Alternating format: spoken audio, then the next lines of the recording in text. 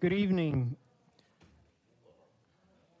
Good evening. We're going to call this Monday, April 27th, 2026 City Council meeting to order. Mrs. Wilkinson, will you please call roll? Councilmember Carter. Here. Councilmember Capisi. Here. Councilmember Edwards. Here. Mayor Pro Tem Spradley. Here. Councilmember Lebowski. Here. Councilmember Ryan. Here. And Mayor Leonard. Here. We have a quorum. And Councilmember Carter is going to lead us in the invocation, followed by the pledges.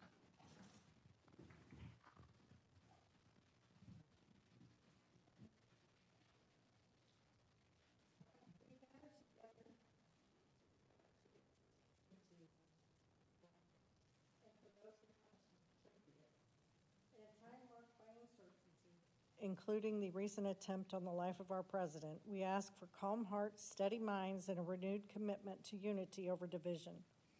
Let respect reign in this chamber and throughout our city.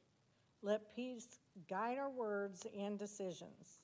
We give thanks for our law enforcement officers and firefighters who stand ready in the face of danger with courage and resolve.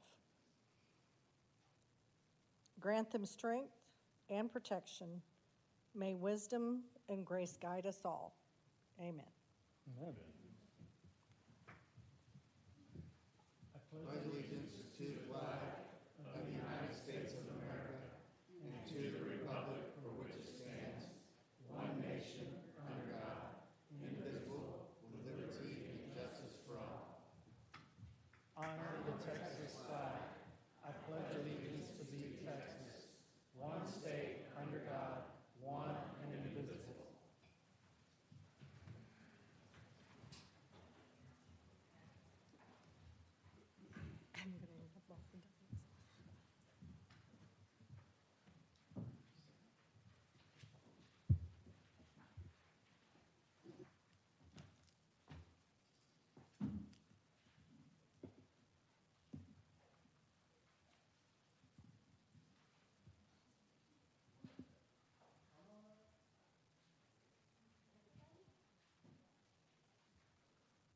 The whole crowd, come on.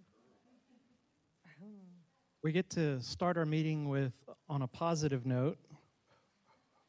So we're going to issue a proclamation.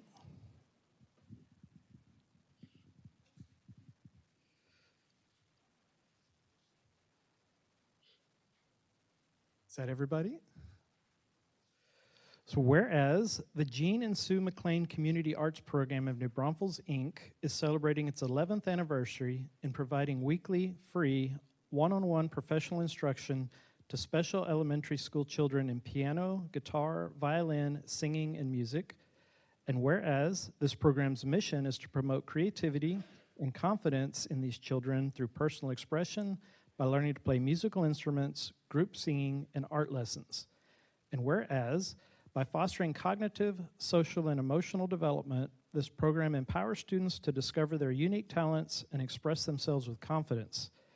And whereas the program cultivates a sense of pride and self-awareness while building lifelong skills that extend far beyond the arts, and whereas teachers, parents, and the students themselves have acknowledged the personal achievements of the children in this program. And whereas, just as participation in sports such as football, basketball, baseball, tennis, swimming, and all other activities are known to enrich a child's growth and ability to develop lifelong mature habits, so equally does the exposure to and participation in performance on musical instruments, in singing, and creation in arts. And whereas the Jean and Sue McLean Community Arts Program of New Braunfels, Inc.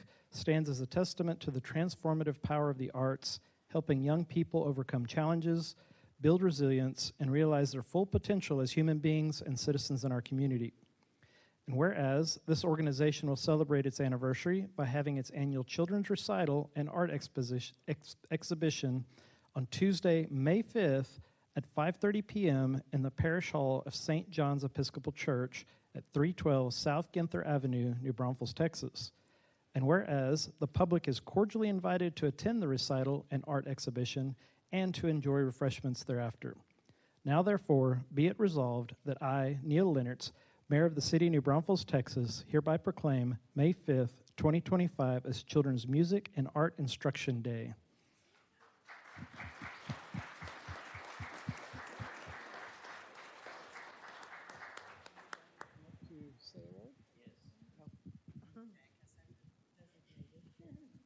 If you don't mind, I'll read it. Good evening, everyone. I'm deeply honored to stand before you today as we celebrate this incredible moment, the recognition of our community arts program through the City Proclamation. On behalf of our entire team, our students and their families, thank you. This acknowledgement means more than words can fully capture. Our program was built on a simple but powerful belief that every child deserves a safe space to be seen, heard, and inspired. For the students we serve, many of whom face challenges far beyond their years, music, singing, and visual art are not just extracurricular activities, they are lifelines. They're a way to process emotions, to build confidence, and to discover a sense of identity and belonging. This proclamation is not just a recognition of a program, it's a recognition of potential. It says to our students, your voice matters, your creativity matters, you matter. I want to thank our dedicated instructors, volunteers, and partners who show up every Tuesday with compassion and commitment. And to our students, wish they were here, they're just so sweet and they inspire us. Their creativity inspires us. As we celebrate today, we also look ahead. This honor strengthens our resolve to continue expanding opportunities, reaching more children, and nurturing the artists and leaders of tomorrow. Thank you.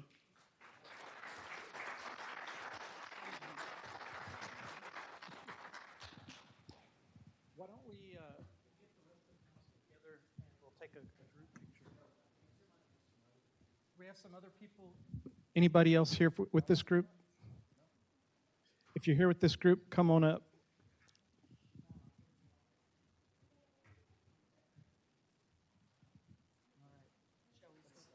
We're going to all scrunch in together. Okay.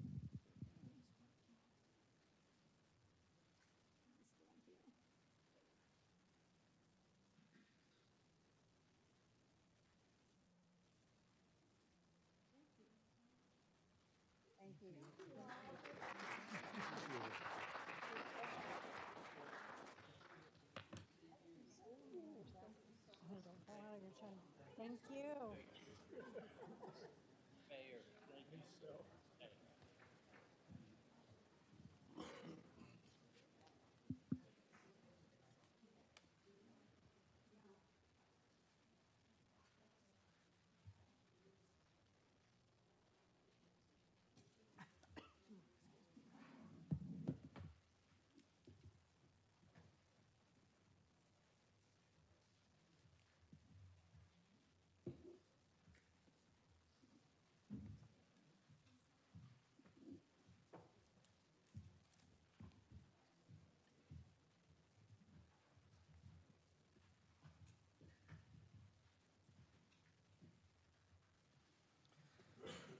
Okay, next up is citizens communication.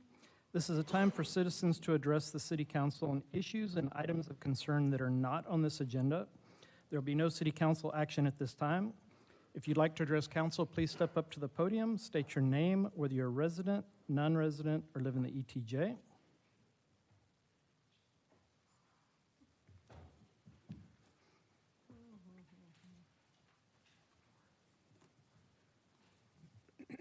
Jim Holster, resident.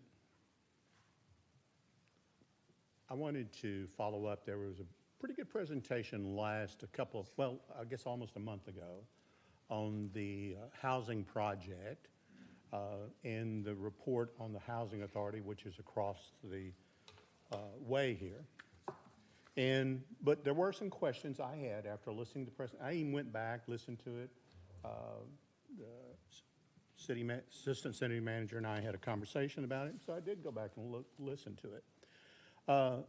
So this right here is where this new public facilities corporation is going to put a kind of a housing, like a public housing project, but not quite the same, through very tax incentives that the city is going to give away. And I'm not saying it's a bad project, but next slide. This is where it's going to be located if you live here in New Braunfels. It's going to be on Loop 337, and you're going, before you get to River Road, if you're headed towards Austin, you'll see that we'll have to enter, and you will see all the houses here in District 3 that will be backed up to it. There's going to be, I think, 3 stories. It's going to, as a result, if your house is near it, well, you might have been able to see the hill country previously, but once this goes up, that view will be gone. Pretty similar to other things that have happened here in New Braunfels, especially out in Green, where I had some friends that lived there and they built the apartment complexes 3 and 4 stories next to them. Next slide. Now, this was one that the Alamo Area Finance Corporation, but it's really the same animal. Next slide, please. And I'm really leaving this for you to look at. Next slide. Oh, I'm sorry. Yeah. Thank you.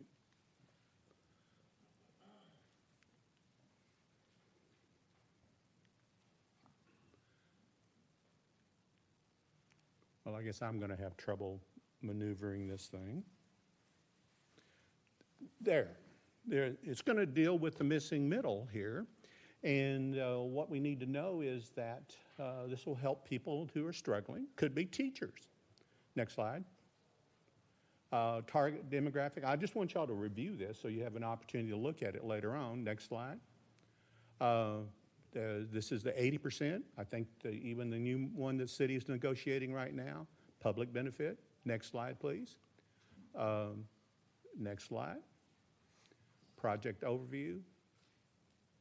Well, it's going to be over here near, so back then, the selling point was the teachers from New Braunfels High School could walk down there. They wouldn't need cars anymore in the city of New Braunfels. Kind of silly, but that was actually what was in the presentation.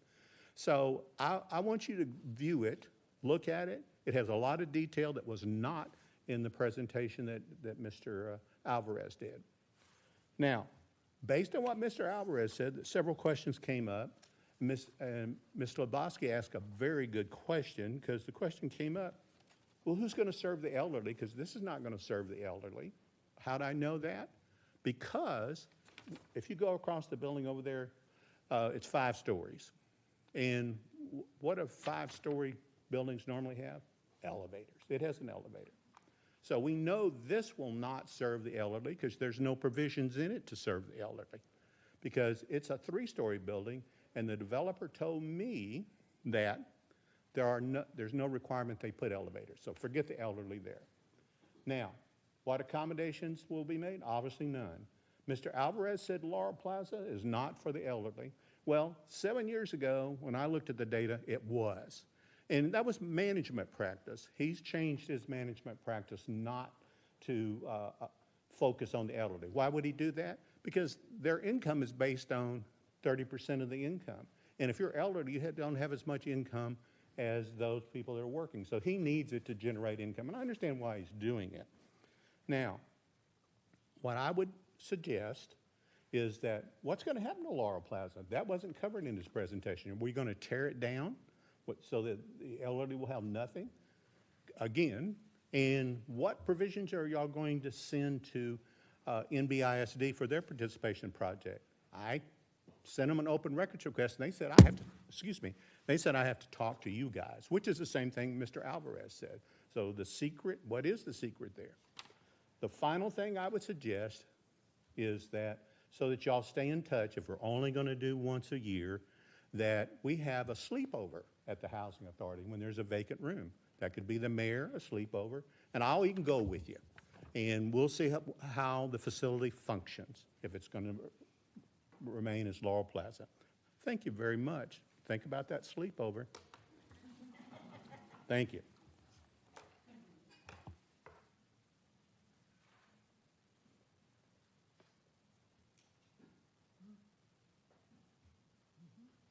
Seeing no one else, we'll close citizens' communication. Next item up is a consent agenda. All items listed below are considered to be routine and non-controversial by the City Council and will be approved by one motion. There will be no separate discussion of these items unless a council member or citizen so requests, in which case the item can be removed from the consent agenda and considered as part of the normal order of business. Citizens must be present to pull an item. Mrs. Wilkinson, have any items been pulled? No, sir. Council, any items you want to pull? Okay. Tonight, we'll be taking up action items A through G, as well as resolutions, starting with H, the approval of a resolution approving the submission of a grant application to the U.S. Department of Homeland Security Urban Area Security Initiative, or UASI, regular projects grant for project year 2026 to request funding toward the purchase of tactical medical unit communication systems, a dive trailer, and 2 police utility terrain vehicles, or UTVs, and their associated trailers, and designation of the city manager of the grant as the grant's authorized official to act on behalf of the city in all matters related to the grant if awarded, and designation of the director of finance as the financial officer for the grant. Approval of a resolution for a memorandum of understanding between Comal County and the city of New Braunfels supporting the submission of a grant application for the purchase of updated recruiting materials to the New Braunfels Police Department using a joint allocation of funding provided by the fiscal year 2025 Edward Byrne Memorial Justice Assistance Grant Program local solicitation. Approval of a resolution of the New Braunfels City Council authorizing the submission of an application for funding under the Motor Vehicle Crime Prevention Authority fiscal year 2027 SB 224 Catalytic Converter Grant Program, designating the city manager or their designee as authorized official to act on behalf of the city in all matters related to the grant, including the execution of all required documentation, and designating Jace Hobbs or his designee as program director and Sandy Paulos or her designee as finance officer for the grant if awarded. Approval of a resolution adopting a New Braunfels Arts and Culture Master Plan, and ordinances beginning with approval of the first reading of an ordinance amending Chapter 134 of the City of New Braunfels Code of Ordinances related to the New Braunfels Police Department's rotation list system for incident management tows and updating fees charged by tow companies to the vehicle owners. Approval of the second and final reading of an ordinance in accordance with adopted agreements with the property owner to annex for limited purposes lots 1, 2, and 900, Block 2, Mayfair, South Ransom Commercial Subdivision, consisting of approximately 10 acres. Approval of a second and final reading of an ordinance updating Section 86-3, Rules and Regulations for Control of Park and Recreation Areas of the City of New Braunfels Code of Ordinances, authorizing the city manager to set operating hours for city parks facilities and parks concessions. Motion for approval? I'll second. Mayor Pro Tem Spradley moves for approval. Councilmember Ryan seconds. Mrs. Wilkinson, will you please call roll? Councilmember Carter. Aye. Councilmember Capizzi. Aye. Councilmember Edwards. Aye. Mayor Pro Tem Spradley. Aye. Councilmember Lebowski. Aye. Councilmember Ryan. Aye. Mayor Leonard. Aye. Motion carries unanimously. Next up is a public hearing and first reading of an ordinance requested by John Holler to rezone approximately 1.5 acres out of the Baystone subdivision, lots 1 and 2, from R2AH, single-family and two-family airport hazard overlay, and R2AH SUP, single-family and two-family airport hazard overlay district with a special use permit for multifamily use, to C1A AH Neighborhood Business Airport Hazard District, currently addressed at 222 and 224 Alvis Lane. Mr. Samant. Good evening, Mayor Leonards and council members. Matthew Samant with Neighborhood and Community Planning.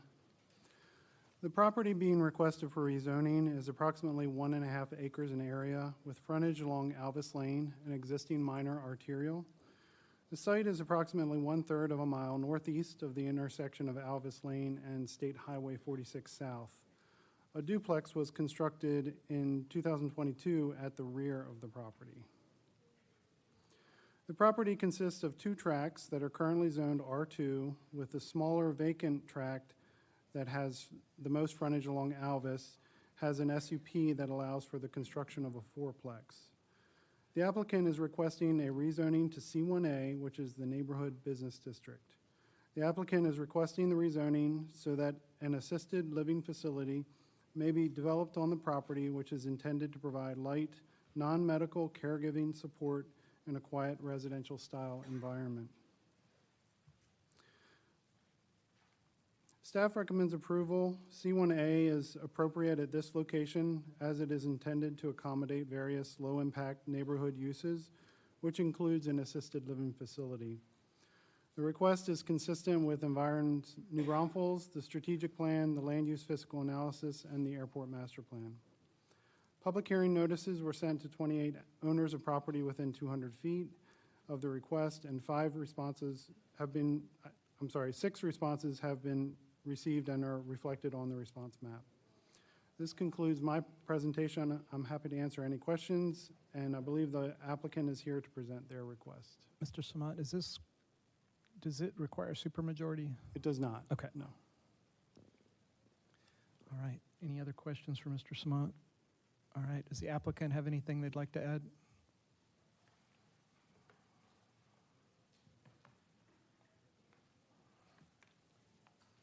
Yes, sir. Thank you. My name is John Holler. Thank you for letting me speak this evening.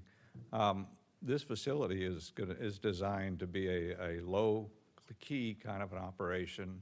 There'll be mainly it's a type B. The folks that'll be staying with us take very little care. We'll have care there for them, but it won't be any medical procedures or anything like that performed with them. So they'll basically just come there to live out their final moments and stuff. And I do have the partnership with the operator here, so she can explain. They've done this in several other neighborhoods, and it's fit well in those residential neighborhoods without creating any type of real traffic issues or any other disturbances that would be unseemingly for the neighborhood. So if you don't mind, I'd like to have her speak as well.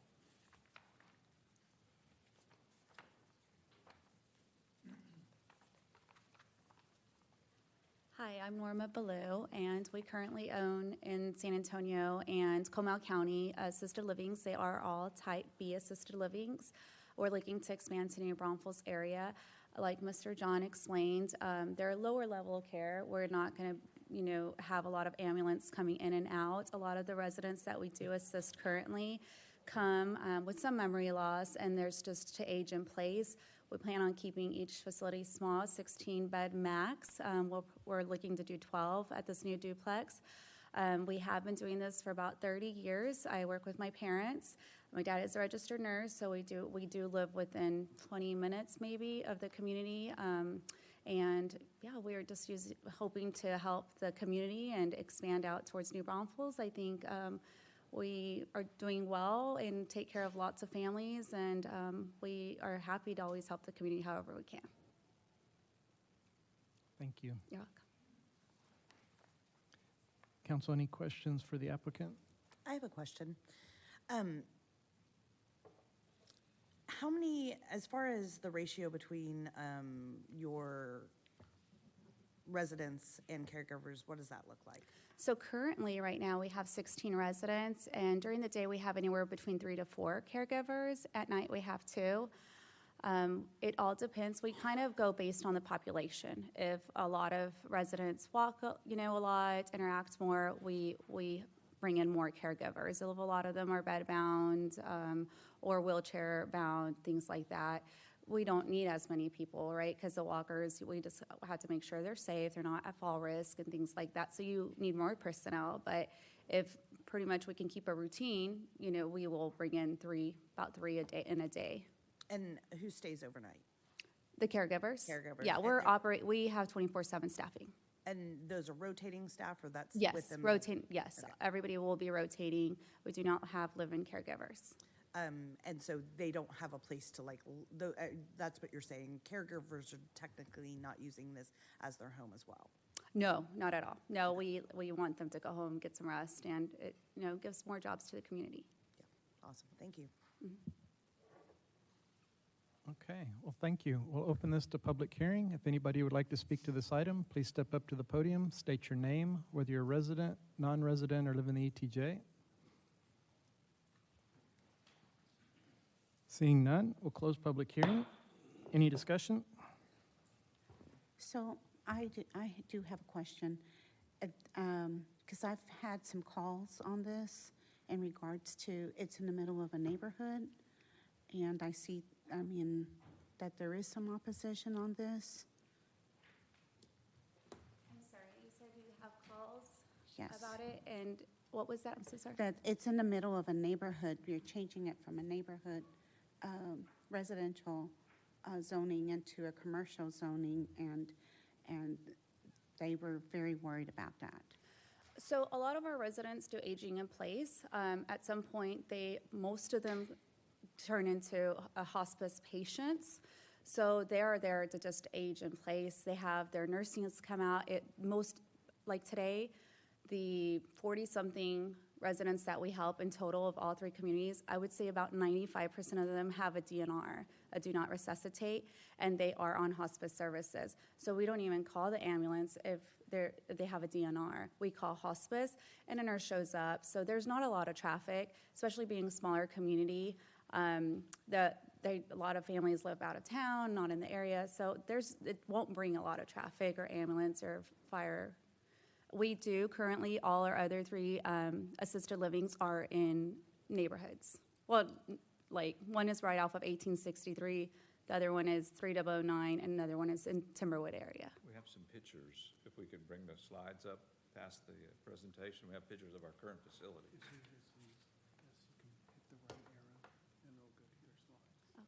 There we go. Okay, so here is what the Villages of Garden Ridge looks like. It's a Type B, 16-bed facility, also has 24/7 staffing.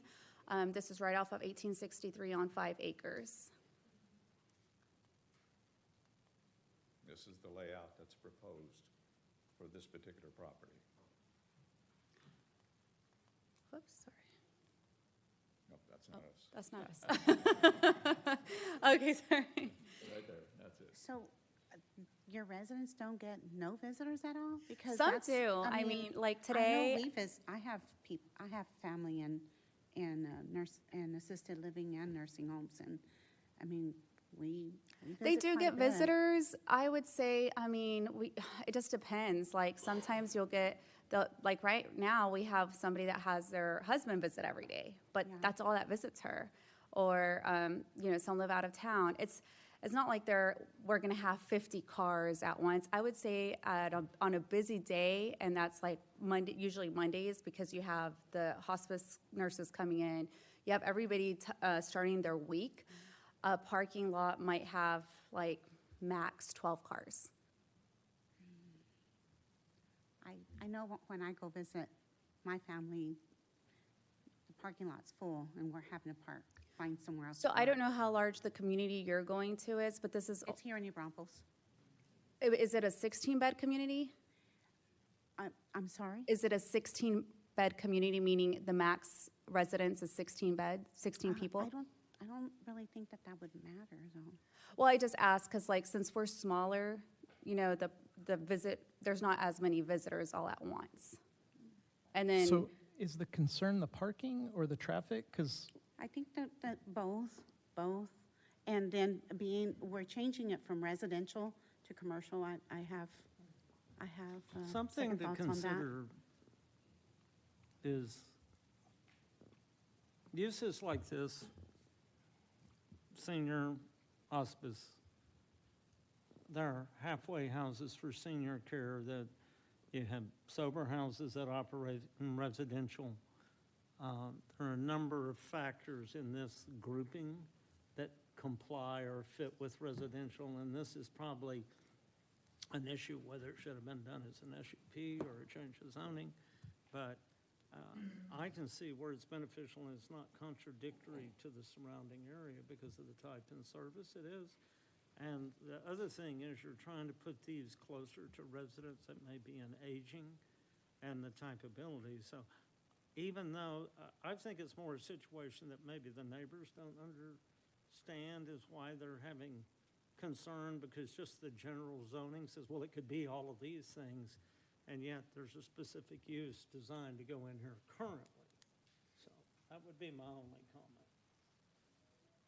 And also comment to that, this is not, we have facilities like this already in our community. yes, and I don't know if you have a 16-bed one, but I do know y'all have 32-bed ones. okay, any other discussion? Did I hear you say, I thought you said somewhere when you were giving the presentation, something about it being zone or a fourplex was intended there. So did I hear something? That's that correct. correctly? The front property, the smaller one, was rezoned previously. It's probably been 5 years or so to allow for a fourplex on that property. Okay. So I think just, and the reason I bring that up is I think kind of keeping things in perspective, if there was a fourplex there with an average of 2 vehicles per fourplex, you're looking at about 8 vehicles in and out through any time of the day, right? I mean, Could be. normal consideration there. So They didn't have any teenagers. right. And none of the residents in this home are drivers, correct? Mostly, no. I didn't think so. So, Those are more independent. and it's usually a max of 4 staffers there at any given time, right? Right, yes. Okay. So traffic and parking are going to be less of an impact than if this was residential. Exactly what I'm getting Yeah. at, Mayor. That's correct. Well, are there other commercial services such as cleaning and laundry for this So facility? everything is in-house, yes. Caregivers take care of all of that currently. I make a motion to approve. I would- Yeah, I'll second a motion to approve. Someone this a second. Okay.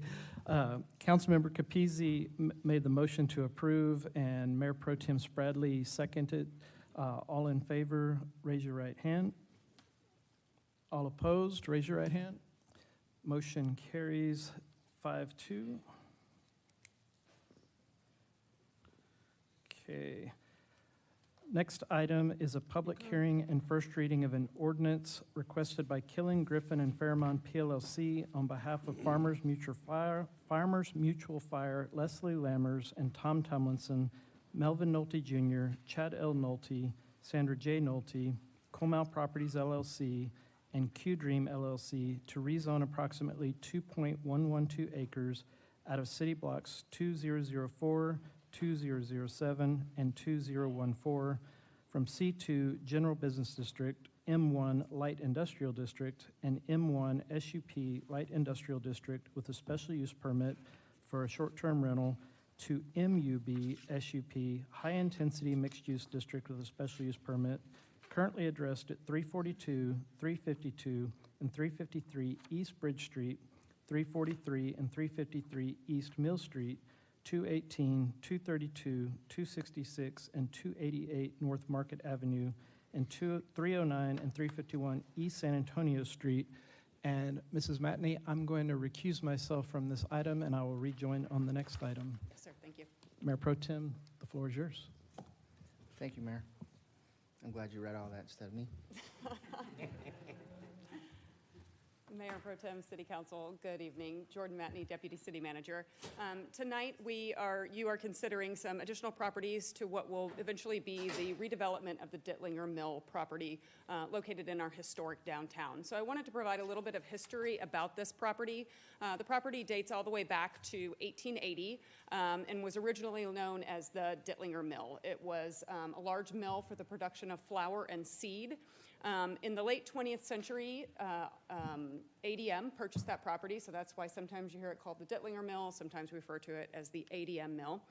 They operated continuously until that property closed after 130 years in March of 2023. The rest of the property previously came before the City Council for rezoning in December of 2024. And we really have an opportunity right now to take what was formerly a very heavy industrial use in the heart of our historic downtown and create a very unique opportunity for redevelopment. The site is just under 9.5 acres and has a city park within in the center of the development. Redevelopment of this site affords us several opportunities. Number one, the plan calls for significant floodplain preservation. We know how important that is to our community and how important it is along the Comal River as well. The plan also, when the applicant gets up and makes a presentation, they're going to have some really great renderings for you to view, and you'll see a pedestrian bridge and some enhancements, some additional open space in that area that will be a wonderful addition to the existing Tube Chute Park, to the Comal River, and then, of course, to Prince Salms Park as well. So it calls for a pedestrian bridge over the Comal River connecting Hinman Island and Prince Salms Park. This converts a low-intensity industrial use to a very high-value mixed use. It increases the value. So currently, the Ditlinger Mill properties pay about $10,000 annually in their city portion of taxes to the city. Of course, with redevelopment, that will increase significantly. This property is located in TERS 3, so it will also significantly increase the increment so that we can do major capital investment within TERS 3. And then, of course, improved pedestrian connectivity in downtown and linking the core of downtown to the Comal River, which we've talked about for many years. You can see here the properties that are outlined. They are primarily along Market Avenue, west of East San Antonio Street. They are asking for that property to be rezoned as the same as the abutting properties, which I mentioned was rezoned previously in December of 2024. This will, of course, allow for the overall redevelopment of the former Ditlinger and ADM Mill site. The adjacent properties include, of course, the vacant mill and all of their parking surfaces, the Prince Salms Inn, some short-term rentals, offices, and some houses as well. Most of the lots are currently zoned manufacturing. The two at the corner of East San Antonio Street and Market are zoned commercial currently.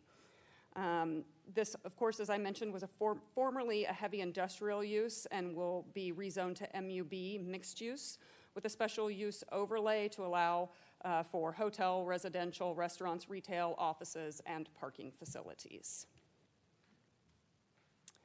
Here's our notification map. So as of 4 p.m. today, 27 property owners within 200 feet of the subject property have been notified. 8 responses have been sent in favor and 1 in opposition. I want to go over some of the policy alignment for this project. So this project is unlike a lot of projects in our community. I don't think I've ever seen a project that aligns more thoroughly with policies across multiple divisions and departments in our city. So here you see outlined Envision New Braunfels. I have 2 slides where it aligns with policy from Envision New Braunfels. Of course, I'm not going to go over all of these, but I do want to highlight just a couple. Action 1.6, incentivizing infill development and redevelopment. 1.15, implement downtown improvements. 3.4, revitalize the core of New Braunfels. 3.21, enhance local recreational venues. As I mentioned, when the applicant comes up here, you're going to see some renderings of increased open space for the public, enhancements to the public space that is already down there, floodplain preservation. Action 4.26, enhancing sense of place through unique spaces. 7.27, encouraging thoughtful mixed-use projects that blend in with the character and design of the community. 7.43, locating parking on underutilized parcels citywide and within core attraction corridors through collaboration with private property owners. As we continue to explore parking in downtown, we are working with private property owners as they redevelop their properties. Of course, they will be parking on site. We hope to work with them to upsize those parking amenities to provide for public parking in addition to parking on site. Our land use fiscal analysis, we have significant policy alignment as well, providing a mix of uses and building types in a more walkable context, prioritizing infill projects that add people and buildings in areas where existing infrastructure already exists. This will increase tax revenue without significant impacts on services and infrastructure costs. So in downtown, of course, we have roadway, utility infrastructure. We also currently have all of our other city services, solid waste, police and fire, servicing those areas. Alignment with our strategic plan as well. You can see here 4 out of the 5 strategic priorities are highlighted that align with this project. Just to highlight a few: economic mobility, incentivizing mixed-use developments and redevelopments in targeted locations; community identity, beautification and streetscape enhancements; community identity, protecting historic structures, preserving and increasing green space and tree canopy, and protecting natural resources. And then community well-being, reconnecting the community by mitigating highways, waterways, and other transportation facilities. For our downtown implementation plan, we again, of course, talk about infill opportunities and infill development, increasing the number of residents downtown. We talk about this a lot. All of those small businesses in our downtown rely on people being in downtown, spending money and shopping, visiting their restaurants every day of the week, right? Not just Friday, Saturday, and Sunday. So adding more residents in downtown, of course, helps with that. It also, the downtown implementation plan also identified large industrial lots in the downtown for perfect for revitalization efforts. Those spaces create a barrier to the continued revitalization of downtown when you have a large, heavy industrial use in a historic downtown. And then the downtown implementation plan was adopted in 2010, and since that time we've been talking about a pedestrian bridge over the Comal. So this is a real opportunity. And then, as we've talked about previously, the New Braunfels Economic Development Corporation recently adopted strategic priorities. Two of those 4 strategic priorities align with this project as well: planning and infrastructure and enhancing sense of place. Before I hand it over to the applicant, I did just want to follow up that staff and the Planning Commission both recommend approval with the conditions that are outlined in the memo. The SUP conditions include parking garage design standards, building setbacks, and stair-step standards to protect the nearby residences. And so at this time, I'll turn it over to the applicant. Ms. Matney? Yes, sir. If you don't mind, I have a question. Yes, sir. Can you explain to the audience what TERS 3 is? Yes, great. Great question. TERS 3 is a tax increment reinvestment zone. It is established over downtown. The borders kind of extend in all 4 directions. This is at one end of that tax increment reinvestment zone. What that tax increment reinvestment zone does is set a baseline of value at when that was adopted. And any increase in value is the increment that can be reinvested within those boundaries in public infrastructure improvements and quality of life improvements. So the redevelopment of this property will create a significant increment that will be used to reinvest in our historic downtown. Wasn't that also in the downtown implementation Yes, sir. plan to have a TERS to Absolutely, capture? yes. I thought so. And then you mentioned an increase in property value. You have any idea of what it may be? Yeah, that's hard to project just because the project is still new and we don't currently know. the ADM property was $10,000? $10,000. It'll be a tremendous increase in value. Significant more than that? Okay. Yes. Thank you. Anybody Yes, else sir. have questions for Ms. Madden? And this will include a parking garage downtown? Yes, ma'am. It will include a parking garage. We are in conversations with the developer about the construction of that parking garage and ensuring that there is sufficient space to park the development, but also additional space for public parking as well. So it's a tremendous opportunity. Thank you. You got one? I'll wait until the Okay. final presentation.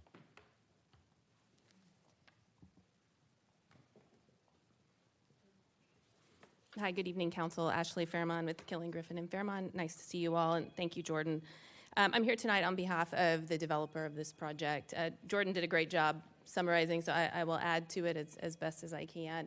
But everyone here, I think, is familiar with the Ditlinger Mill. As Jordan mentioned, it was in operation for 137 years, but in 2023, ADM closed that mill, and it's been vacant since then. The goal here is to create an adaptive reuse project, to take what's there, celebrate the history of the mill, but make it a place where people can go, where people can live and visit, and really enjoy outside, and also have that historic aspect honored, really. As was mentioned, in December 2024, 9.5 acres of this area was rezoned from a mixture of commercial and industrial to the MUB, which we're asking for tonight, with a specific use permit. And along with that came a lot of conditions. And so what we're trying to do as additional properties are being added, it squares off some of the blocks, but we're really trying to have a consistent zoning over the entirety of the project. So the 2 acres or so that we're adding are outlined in green here, but you can still see the aerial beneath. And then everything with the white background is what was rezoned in 2024. Another thing that you may remember came to council last year was a street closure There's right-of-way portion of Bridge Street that is next to the Tube Chute property that was never improved. And as part of this project, council approved the closure of that right-of-way and the sale of it. And so if this property and project goes through, when it's platted, we will pay for that right-of-way, which is $435,000 to the city. Again, the rezoning request, and really important here is trying to get rid of the industrial zoning. So what's currently allowed under the industrial zoning and the SUP for the short-term rental, but really that industrial-based zoning, allows for a lot of uses, allows for a whole lot of commercial uses that would fit in with the project, but it allows for a lot of industrial uses that I don't think anybody wants to see here. So we're trying to get rid of that. The commercial at the corner, also for that piece, really just trying to have consistent zoning over the entire property. There are some uses in the commercial zoning that are also restricted in the MUB, such as everything associated with automotive. So automotive repair, those types of things would go away with the rezoning on that commercial piece at the hard corner. So vision and design. As I previously mentioned, it's proposed to be a mixed-use project, and think there's just such a great opportunity here to take advantage of the history of this site, access to the river, city park, outdoor space, the floodplain, which can be used for outdoor space as well, and then the proximity to downtown. So this site plan here, the zoning, as you all know, is very early on in the process, so the project is not fully designed. These additional 2 acres are really critical to this project and how it will be designed. So it's very important for us tonight to have that rezoning approved so that the project has that one comprehensive zoning over the entirety.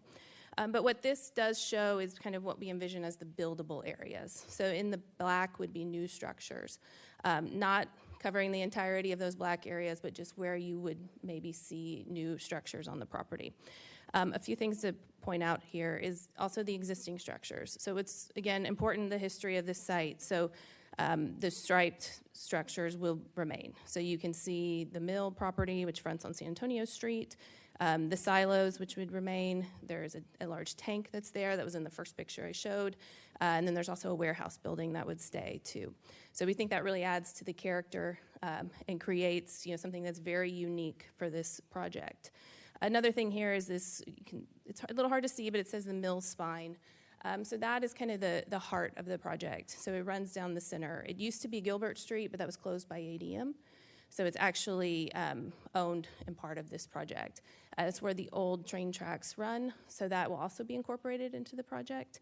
But the idea, and we'll show you on the next slides here, but is to create this pedestrian community space.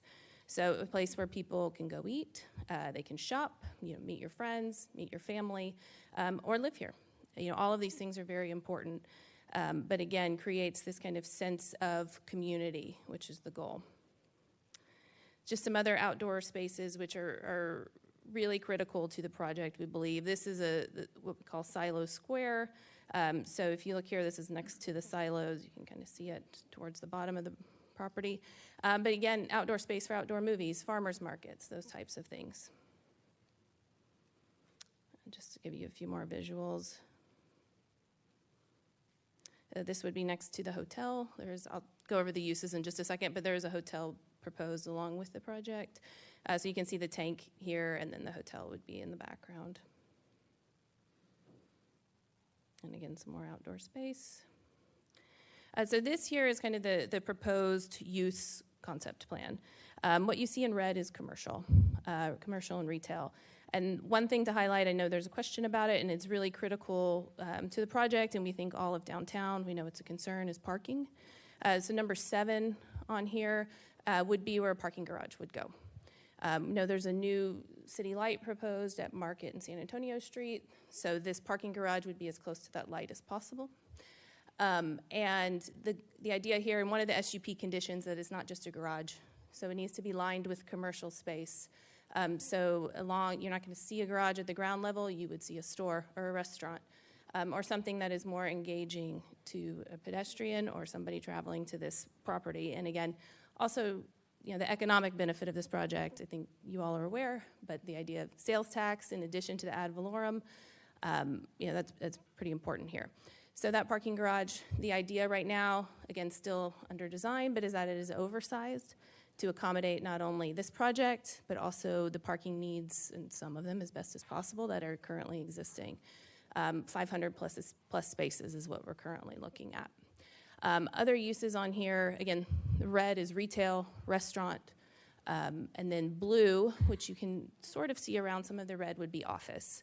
So idea of creating, again, the mill was a place where people worked. We also want this not only to be a place people visit, but people work. So there would be office space above the retail, and a few of the buildings. Also, obviously, people can work in the retail restaurant space as well. The purple is the reuse and adaptation of the existing mill, and that would be a hotel space. So that would front on San Antonio Street and use the existing building. So that is the purple. And then also residential proposed as well. These communities, these mixed-use communities really thrive when you have, as Jordan mentioned, people who live there, who can shop at the small coffee shops, who have that constant presence and really help the state place, not only just be an office, not only be a place people come during the day, but also people are comfortable going at night. SUP conditions, again, this is just an extension of what we worked with city staff on in 2024. The use restrictions, there are 87 additional use restrictions that come with the SUP. I did not include all of them here, but just some of the examples of things that are restricted from the MUB. Again, we are required to do a parking study as part of the project. The garage conditions I mentioned, surface parking lots, additional landscaping there. Setbacks, the buildings, the idea the buildings should front along the street, again, to engage a pedestrian, create a more modern look, and so it's not a building setback with surface parking in front. One thing we have worked with city staff on, and I think they're supportive of, is this compatibility setback. So the setback from residential use is obviously very important, but what we've worked on is, as the project has sort of shifted to include new parcels, is updating this compatibility language. So what this allows for is still a 20-foot setback from residential. However, and I'll show you an exhibit in a second, if there's not a structure, a residential structure within 50 feet of that property line, we're asking that that setback be reduced to 10 feet. And in exchange, what we're doing in those setback areas is adding landscape standards. So what we feel is the best way to buffer existing residential uses is with more landscaping, because that is what you see and kind of what you feel. So there will be 20 feet and 10 feet of landscaping. That includes trees that are 3 inches, which is double the code, as well as the addition of shrubs and other trees within that space. And then also what we're doing is we'd like to update the stair step standards to where we can go a little bit higher up close, but then reduce the overall height as you get further away. So the building closest to the one residential area would be able to not go at quite as high as the rest of the property. Again, residential buffer wall, that was something back in 2024 that did not feel very inclusive to have a residential buffer wall. So that is not being included. And then setback screening of dumpsters and lot coverage.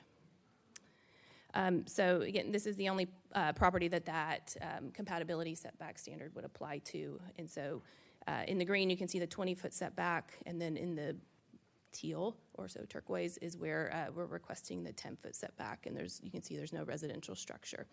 And again, Chris and his team have been very helpful, and so that is something that we would request tonight as part of the approval, hopefully. So with that, I've talked for a long time. Happy to answer any questions. Thank you, Ms. Fairmont. I have one question. Do you mind expanding on the roadway improvements? You said $400-something thousand for roadway improvement? There we go. No, so this, no, that's wrong. I don't know how to erase that, I'm sorry. The $435,000 is what is owed if the project moves forward for the closure of that right-of-way. So that's what came to council last year and was supported for closure. So when the property comes in for platting, in order for that to actually be formally closed, the developer would have to pay the city the $435,000. And then you also mentioned the traffic light on Market Avenue and San Antonio Street? Yeah, I believe that's a city project. Oh, But as you know, full traffic study will have to be done for the project. I haven't completed a TIA or anything. No, sir. Thanks. My question was, great presentation, thank you.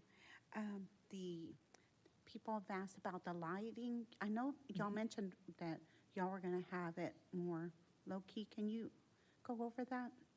Yeah, so it'll have to comply with city downward lighting requirements and dark sky requirements.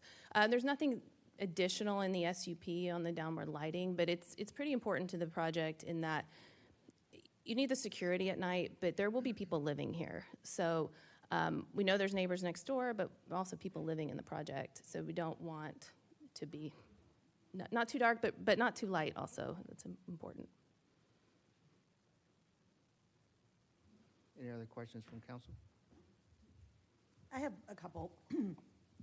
When you were talking about landscaping and there's additional requirements, have you guys considered making sure that these are native plants and that their water use is appropriate? I know sometimes when the city we see, especially our commercial people, consuming a lot of water, and we always want to be conscious of that. So tell me how the project is aligning with conservation efforts happening here in this area.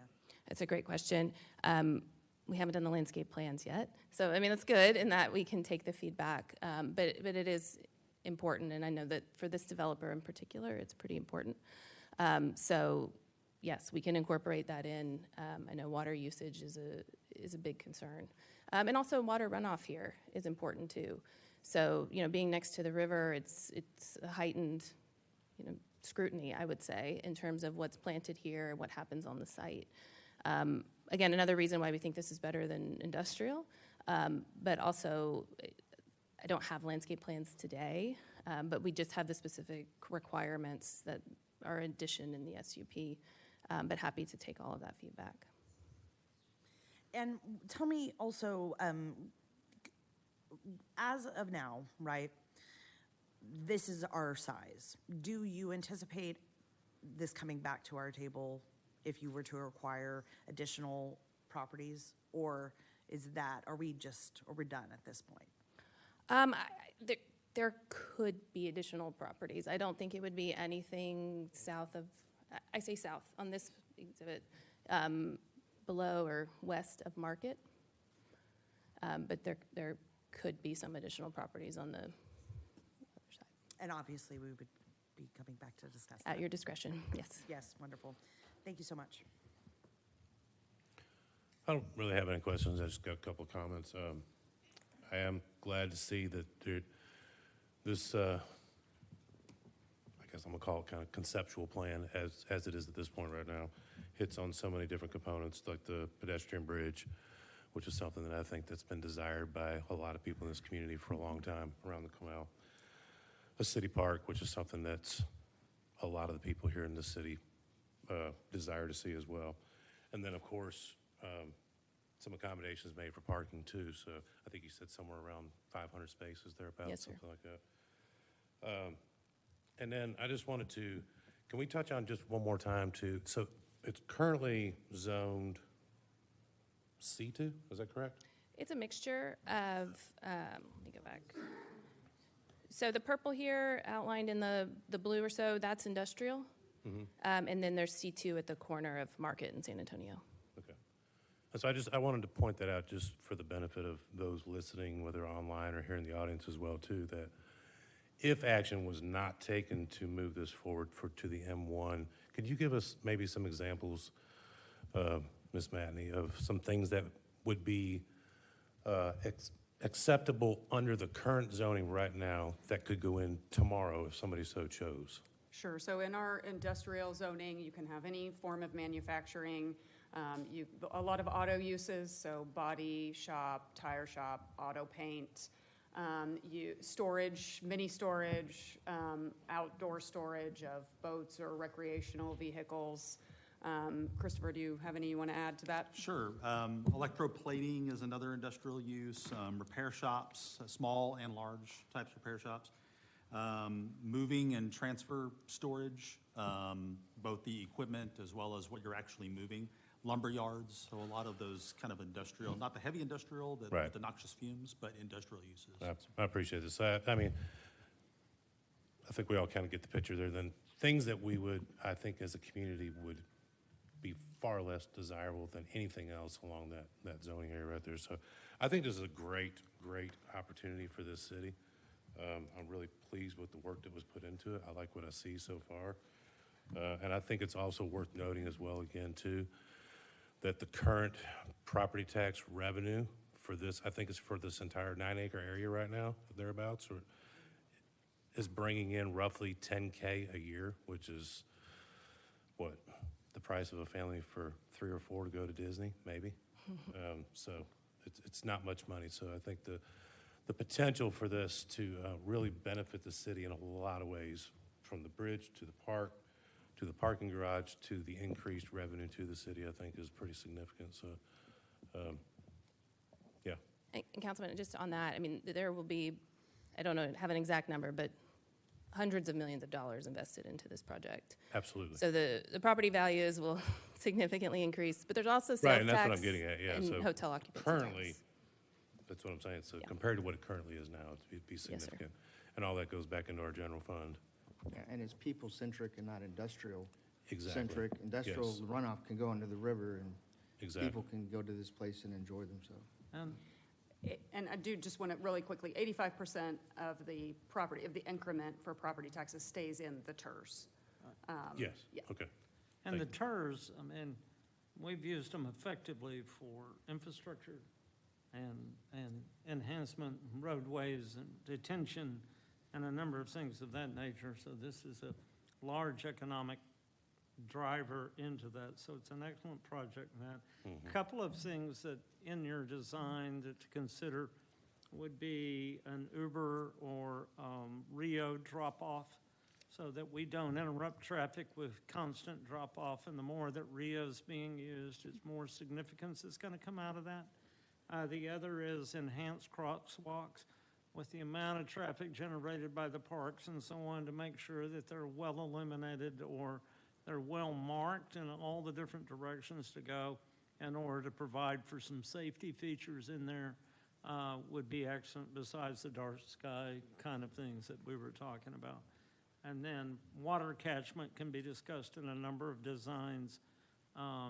With this much impervious cover of the buildings and the parking garage, any catchment that you could provide for that, and then the reuse or the redistribution of that water would probably be an excellent issue.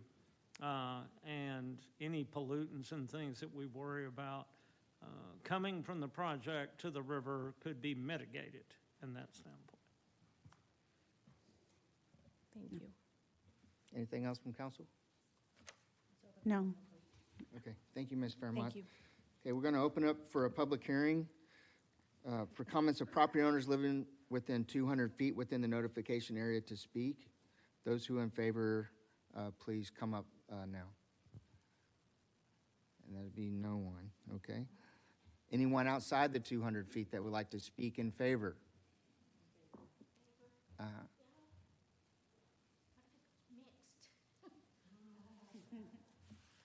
I don't know if I'm in 200 feet or not.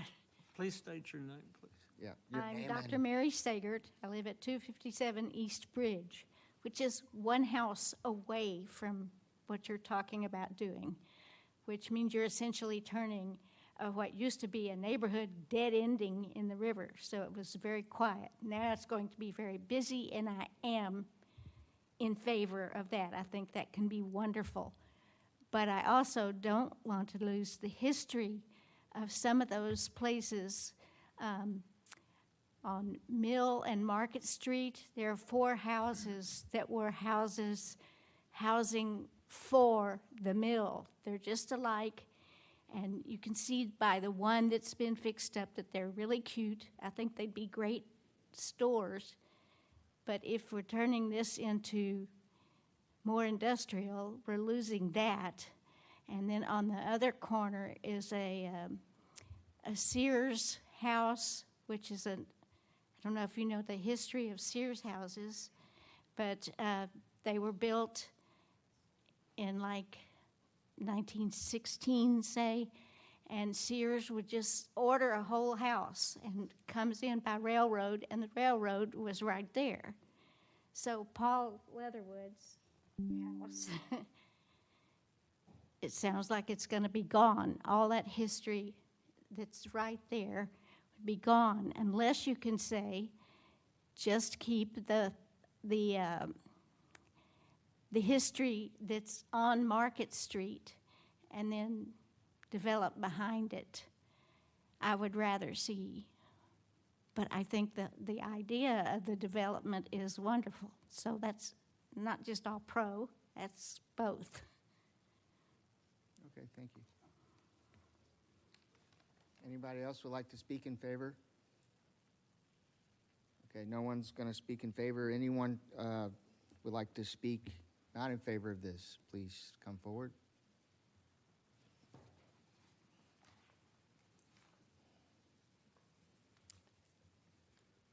Good evening. My name is Julie King. I'm a resident of New Braunfels since 2009. I'd like to start out by saying I'm not anti-development. I don't quarrel with the outcome here.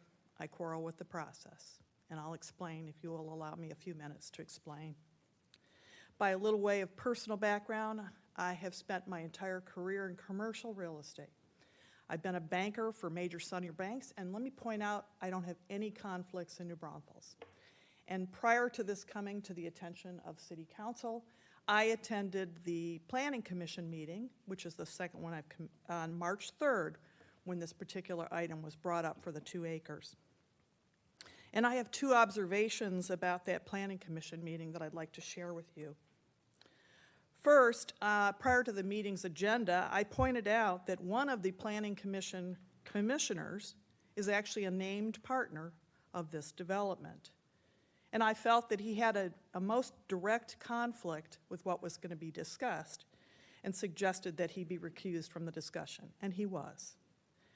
The second comment, and I'm glad Dr. Sager is here again, was she made a similar comment at the time that she was confused about the scope of the project. And at the time, the presenter on behalf of the developers said no information was then available to share. Magically, it appeared tonight, and to me, I think it's a cool project. I like creative reuse of properties. I think it's a really cool thing. So my comment and my request is that you defer this first reading until after the election, or because I look at things, I'm an economics major. I look at things from a macro point of view.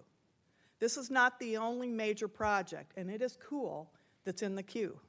I know, and maybe the citizens do know or do not know, that there are other projects that are also under development in the city of New Braunfels, and maybe it'll be covered in the strategic plan, but on a macro basis, when you do 2 or 3 of these, it changes the composition of the town that we have grown to know and love. So I think this is a really cool redevelopment. I think it's been explained well, but I would like to see, and I would like citizens to know, that what are other things that are in the queue. So to use an expression that I think is quite funny, we don't know how we make the sausage in New Braunfels after it leaves this meeting. We go to a second reading, then it goes back to staff, and then the scope is, we never see it until it's finally approved and permitted, and then it's there. And then it's permanent. And then, it doesn't go back multiple times. It goes through this test phase, and I would just argue that this is a sizable multi-million-dollar commitment which is going to change the profile, good and bad, for New Braunfels in perpetuity. And I would just like to see some more consideration on a citywide basis, and maybe it'll be covered in the strategic plan, of what other projects might impact the city we love. I appreciate your time and consideration. Thank you, and I appreciate it. Ms. King. Thank you. Anybody else? Anybody else? In opposition? Okay, at this time, we'll close the public hearing. Any discussion for City Council? Do you want to bang that thing? There is one. Motion to approve. I was going to motion for approval. Let's have discussion quickly. But I do have a discussion. Can you come back up? No, yes. No, Ashley. Fairmont, Miss Fairmont, I'm sorry. My question is, on the housing that was, the houses, the older homes, is there any plans for those, or currently there isn't? Still looking at what to do with them, considering moving them potentially. Okay. So that they would be still saved but relocated. Fantastic. Okay, thank you. Sure. Appreciate it. I would right. make a motion to approve No, this with. I'm not, I've Hold on. got a Hold comment. that motion. Sorry. Let's have the discussion first.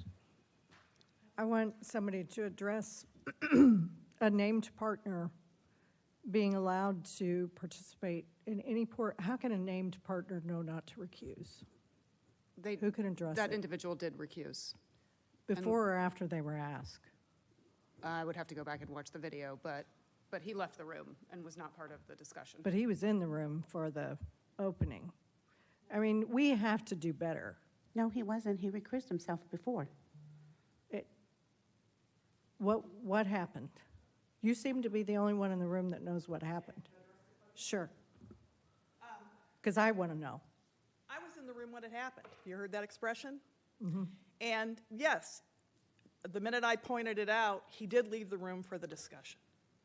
But I would argue that the composition of that precursor to this meeting has got flaws in it. And I would address all of you to take serious consideration as you progress forward on these other projects that the committee needs to be thoughtfully constituted. And by the way, the vote was 4-2, and it passed, and there was some discussion. And one other question I failed to ask is, when this project gets done, and it's really early, do we as citizens face the fact that we will expect then someone to come and ask for incentives for this project from the taxpayers? Way early to judge, but I've seen it happen twice in the last 12 months.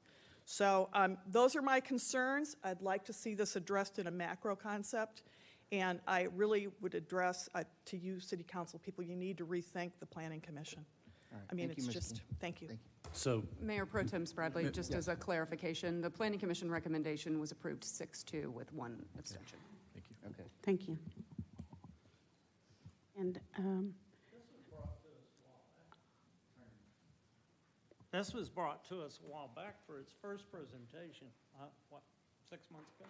This is the second phase, so everything that you see in orange on the screen right now was previously rezoned to MUB with an SUP in December of 2024, correct? And a modification. Yes. Yeah.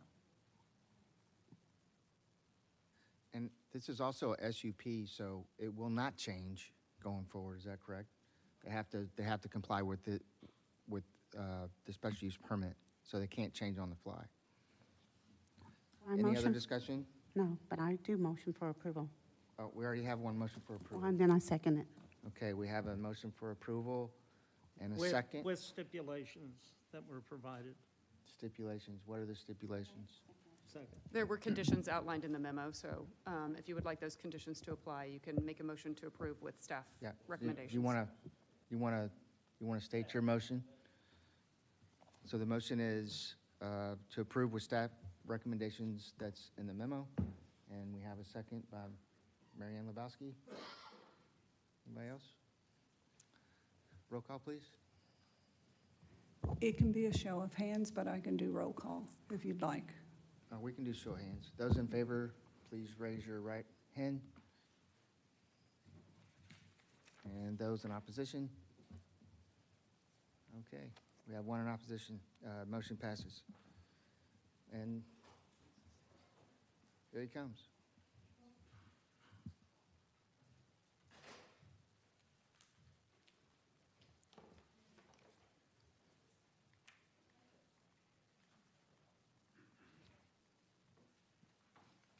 Okay, our next item is a public hearing and first reading of an ordinance requested by Monica Mason on behalf of Brett Bear to rezone approximately 0.2 of an acre out of City Block Subdivision 5068, Lot 5, from R3 Multifamily District to R3 SUP Multifamily District with a special use permit to allow short-term rental of a residence currently addressed at 226 North Liberty Avenue. Mr. Looney. Thank you, Mayor. Good evening, Mayor, City Council. This property is on Liberty Avenue. It's across the street from Schlitterbahn. The three-bedroom house on the site does have space for the required minimum 3 paved parking spaces if this were turned into a short-term rental. It is actually just down the street from, actually a parcel that's within the same block face on the same side of the road is already zoned to allow short-term rental. And there are several resort cabin short-term rentals across the street. I believe those are owned by Schlitterbahn. So the proposed use, while it is mid-block, it does fit in with the character of the block. Therefore, staff and planning commission both recommend approval with the conditions that are listed in your memo. We mailed 11 notices, received 2 responses in favor, 1 in opposition. Thank you. Any questions for Mr. Looney? All right, does the applicant have anything they'd like to add?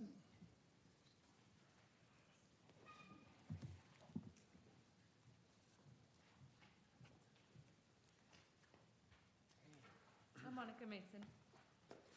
Hi, my name is Max Stewart, representing 24/7 Design with Mark Stewart Architect, and helped design this project. And what I wanted to add is that, I do feel like this project is fitting within the community. Oh, is that better? There we go. Yes, I do believe that this project is fitting in the community, and I've worked with the owners on this, and like trying to make accommodations, telling them about the off-street parking and what kind of accommodations that they need. But yeah, overall, I think this is a great design for this community, and it's right across the street from, Prince Solom's Park and Hyman Island, and I think people are going to be enjoying this property. Thank you. Just happy to answer any questions if there are any. So I have a question. And who will be managing the property? It will be me. It will be, Yes. will you be living on the property or? Oh, no. No? No. Okay. But you live in New Braunfels? I'm about 20 minutes away, and I'll be the emergency contact and the property manager also. Okay, thank you. We'll open this item to public hearing. If anybody would like to speak to this item, please step up to the podium, state your name, whether you're resident, non-resident, or live in the ETJ. Seeing none, we'll close public hearing. Any discussion? I only have one question, and it was to find out, how many other short-term rentals are around there? Within that same block, there's one on the same side of the street that, it has a zoning for it. Don't know if they're actually operating it as we speak, but they have the ability to do so. And then there's at least 2 across the street that are owned by Schlitterbahn. Okay, thank you. I'd make a motion to approve. I'll second it. Councilmember Edwards moves for approval. Councilmember Lebowski seconds. All in favor, raise your right hand. Motion carries unanimously. Next item is a public hearing and first reading of an ordinance requested by Nicholas Vargas to rezone approximately 0.25 of an acre out of the city block subdivision 1073, Lot 11, from C3 Commercial District to C3 SUP Commercial District with a special use permit to allow short-term rental of residents currently addressed at 182 Perryman Street. Mr. Samant.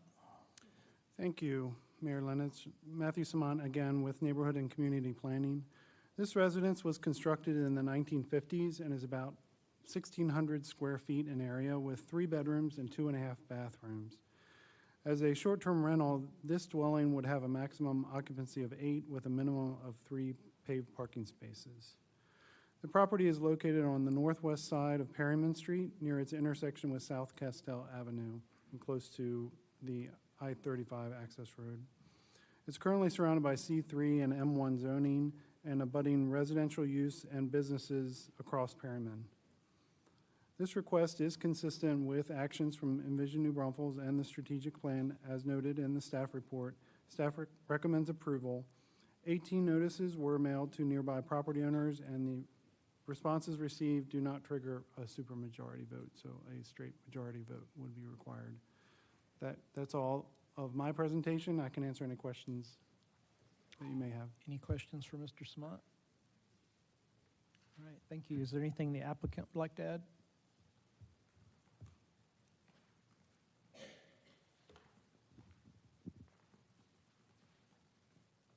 Good evening. My name is Nicholas Vargas. Here to answer any questions. I do feel like the neighborhood is getting a little old and it has prime location, so I feel like this would be something that would help New Braunfels. I've invested more money. The house did not look like that 6 months ago, so I feel like it's something that's going to help New Braunfels. Will you be managing it, or are you hiring a company to manage? No, it'll be me, and I live here. And you do live here? Mhm. How far from the facility? 5 minutes, Okay. 46 towards Seguin. Okay. Thank you. We'll open this to public hearing. If anybody would like to speak to this item, please step up to the podium, state your name, whether you're resident, non-resident, or live in the ETJ. Seeing none, we'll close public hearing. Any discussion? Motion for approval? I'll second it. Mayor Pro Tem Spradley moves for approval. Councilmember Lebowski seconds. All in favor, raise your right hand. Motion carries unanimously. Next item is our presentation on our second annual update on the city's 2024 to 2029 strategic plan. Mr. Werner? Thank you, Mayor. Members of Council, Jared Werner, Assistant City Manager. As you are aware, this presentation is slightly over 70 slides. However, I can assure you we're going to work on getting this done in about 20 to 30 minutes. Jordan and I plan on tag teaming this and really hitting 1 to 2 points per slide. That certainly is not meant to downplay the importance of this second annual update. It's worth mentioning that this presentation will be posted on our website, newbraunfels.gov/strategic plan, of course, with the strategic plan and last year's first annual update. So just as a reminder, the strategic plan was adopted in spring of 2024, so we're already 2 years into this formal strategic plan. That April 2024 approval date was preceded by about a year of a number of meetings that you as a city council held, as well as various public engagement efforts, from meetings to stakeholder interviews to online surveys and other forms of public engagement as well. Before I get into our actual update or any additional information, I do want to pass along thanks especially to our executive leadership team and other team members in the organization that help put this 70-slide presentation and, most importantly, the content in it together. As you'll see, we feel we've accomplished quite a bit in the last year. My last kind of overarching comment is that what you see in the second annual update really builds upon that first update from last year. It's not redundant, it's not repetitive, so the information that was in last year's presentation isn't just duplicated here. Again, that first annual update is online, and we printed a copy at your diocese in case you'd like that for reference. Over the past 2 years, we've considered the fact that the strategic plan really is a living document, a dynamic document, and there really should be a process for us to consider updates or modifications. I've heard from you and some of other members of councils that there should be a process to consider modifications. Our executive leadership team spent some time kind of offsite just about a month or two ago, really evaluating what new data and information and considerations we should think about when potentially proposing small edits or modifications to this plan. To let you know, we're still working on formulating those, but we do plan to present those for your consideration at the July 10th summer retreat. That would also be an opportunity for you as a city council to make any suggestions to us as staff if there are any modifications or adjustments that you think are appropriate to our 5-year strategic plan. One last kind of overarching slide before we get into the actual strategic plan updates. As you know, the plan across 5 strategic priorities includes 39 objectives and 62 performance measures. Collectively, you can see that all of our objectives are currently in some form of stage of in progress. And of our 62 performance measures, 49 are in progress and 4 are complete. And so to not take any more of your time, I'm going to go ahead and turn it over to Jordan, and she will go through the updates for the first 3 strategic priorities. Good evening again.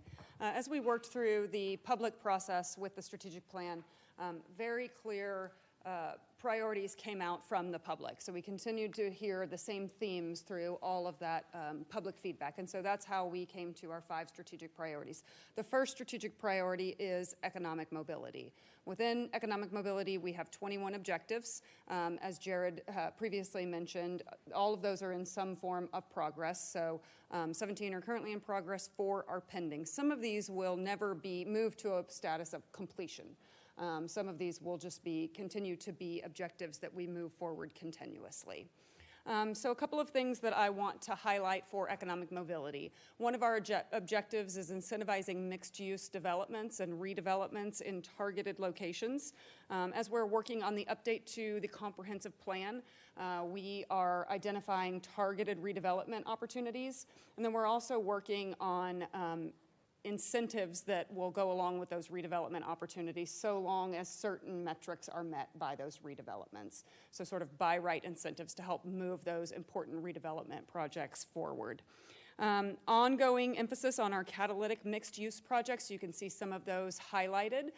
City Council has already approved portions of the Noya, which is a mixed-use development in downtown, the Co-op Marketplace, which will be a redevelopment of a site within the historic downtown, the Faust Hotel, which of course is a building on the National Historic Register, and then future projects including the River Mill redevelopment, the Ditlinger Mill, which we just talked about, and then the future Mainzer property as well.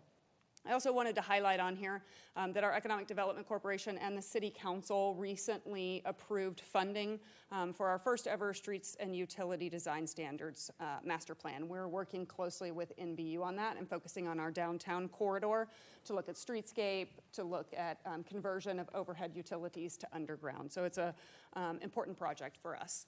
Continuing on the same objective, highlighting some pedestrian improvements, making sure that we continue to move forward to design and construction. Phase 1 of the Castell Avenue Visioning Plan, which is the Call Street drainage. We have open bids for that project and we'll be moving that forward. And then we also, of course, have ongoing design of the downtown right-of-way improvements. We are continuing to work with our utility providers as well. So we're currently working with NBU to develop a draft development agreement where we can address those catalytic projects and those important redevelopment projects that may see some bottlenecks in the development process if we don't work on that. And then, of course, ongoing work on parking garage concepts, both supporting private developments by oversizing those garages to add additional public parking, and then also looking at public parking sites in downtown as well. The next objective that I want to highlight is support Confluence, the New Braunfels Chamber of Commerce Economic Development Strategic Plan. So we are working with the Economic Development Corporation on the future development of the parcels that they own, bless you, at the Zip Family Sports Park. So we're looking forward to the opening of the Zip Family Sports Park. The EDC holds property at that hard corner, and we're looking for some strategic development of that in the future with uses that complement the Zip Family Sports Park and support the families in our community. We recently completed the strategic priority planning with the Economic Development Corporation. I mentioned that a little bit in item B. They have adopted 4 priorities that they are moving forward. And then just a quick highlight of the City Council and Economic Development Corporation support of several major projects in our community. So a $5 million commitment to Northeast Lakeview College, which will result in a $20 million investment in our community. Also filling a vacant space within our community and providing a key service to families in the community. We also had the expansion of Continental, which is a major employer in our community. They located 2 New Braunfels, opened in 2021. They're already moving forward with an expansion, which is very exciting. And then also a small economic development incentive to locate Lefko's headquarters here in New Braunfels, and again, filling a space that was currently vacant. Working with the New Braunfels Economic Development Corporation and NBU to develop a framework for economic development incentives. Again, this is related to infill development, to increasing walkability, increasing streetscapes. A couple of things that I want to highlight is our continued work with New Braunfels Utilities, again, on the Ditlinger project. So this is a tremendously important project for our community and does have some major infrastructure needs. This will be another opportunity for us to really improve streetscape in downtown to underground utilities. We're also, again, working with them on streetscape improvements. MBU was heavily involved in the Noya project, so conversion of overhead to underground utilities on Genther from San Antonio to Cross Street, and additional streetscape, extension of sidewalks, landscaping in that area. Establishing programs for financing in the production and preservation of affordable workforce housing units. A lot of the businesses that make New Braunfels are moved forward by service industry professionals, right? And so we know that sometimes people have a hard time living and working in New Braunfels. And so we are working to move forward some affordable and workforce housing initiatives. The NBEDC recently adopted one of their strategic initiatives to address workforce housing. We're also investigating different programs like the state home funds, the community land trust model, and then neighborhood empowerment zones as well. Encourage the construction of different housing types as part of our comprehensive plan update. We have brought forward some early out amendments for the City Council to approve. One of those addressed accessory dwelling units, which just provides more flexibility for property owners in our community to have secondary accessory dwelling units, either for a child who's grown up, for an aging parent who needs to relocate with the children, or just additional income for those property owners. Also with our land development ordinance, we are proposing a new development pattern called an enclave subdivision. This is sort of like a condo regime that allows for single-family detached homes on a single lot. Incentivize child development centers to increase supply. We know that this is a national trend, that childcare has become very difficult for families to afford. It's really impacting people nationwide and, of course, in New Braunfels as well. The Economic Development Corporation and the City Council recently moved forward an initiative to create capacity in the general fund so that we can support Early Matters New Braunfels, which is a 3-year funding program in conjunction with the Chamber of Commerce and the McKenna Foundation. And we have real strong belief that that initiative is going to help us move other initiatives in affordable childcare forward. We want to establish a formal presence on the steering committee for that, so that may be a staff member, it may be a city council member, or an economic development corporation member, but we're working on that. And then we're also undertaking an asset and ecosystem mapping exercise. We are working with the EDC and the Chamber of Commerce, exploring a contract that will bring entrepreneurship-focused programming, and we hope to bring that forward for the City Council to consider in the near future. Continuing on economic mobility, secure a leasing or ownership opportunity for a business incubator. This is a major project. We're chipping away at it. We have made some small improvements. One thing that I'd like to highlight here is that previously in our library system, we had what we called study rooms. Those were only available for studying or only available to nonprofits. We have changed that model, and we have opened up those spaces to businesses, small businesses, entrepreneurs. People come in, and we've received great feedback about startups being able to hold meetings or take calls and being able to book those rooms in advance to make sure that they have a place where they can meet and move forward their business has been very well received.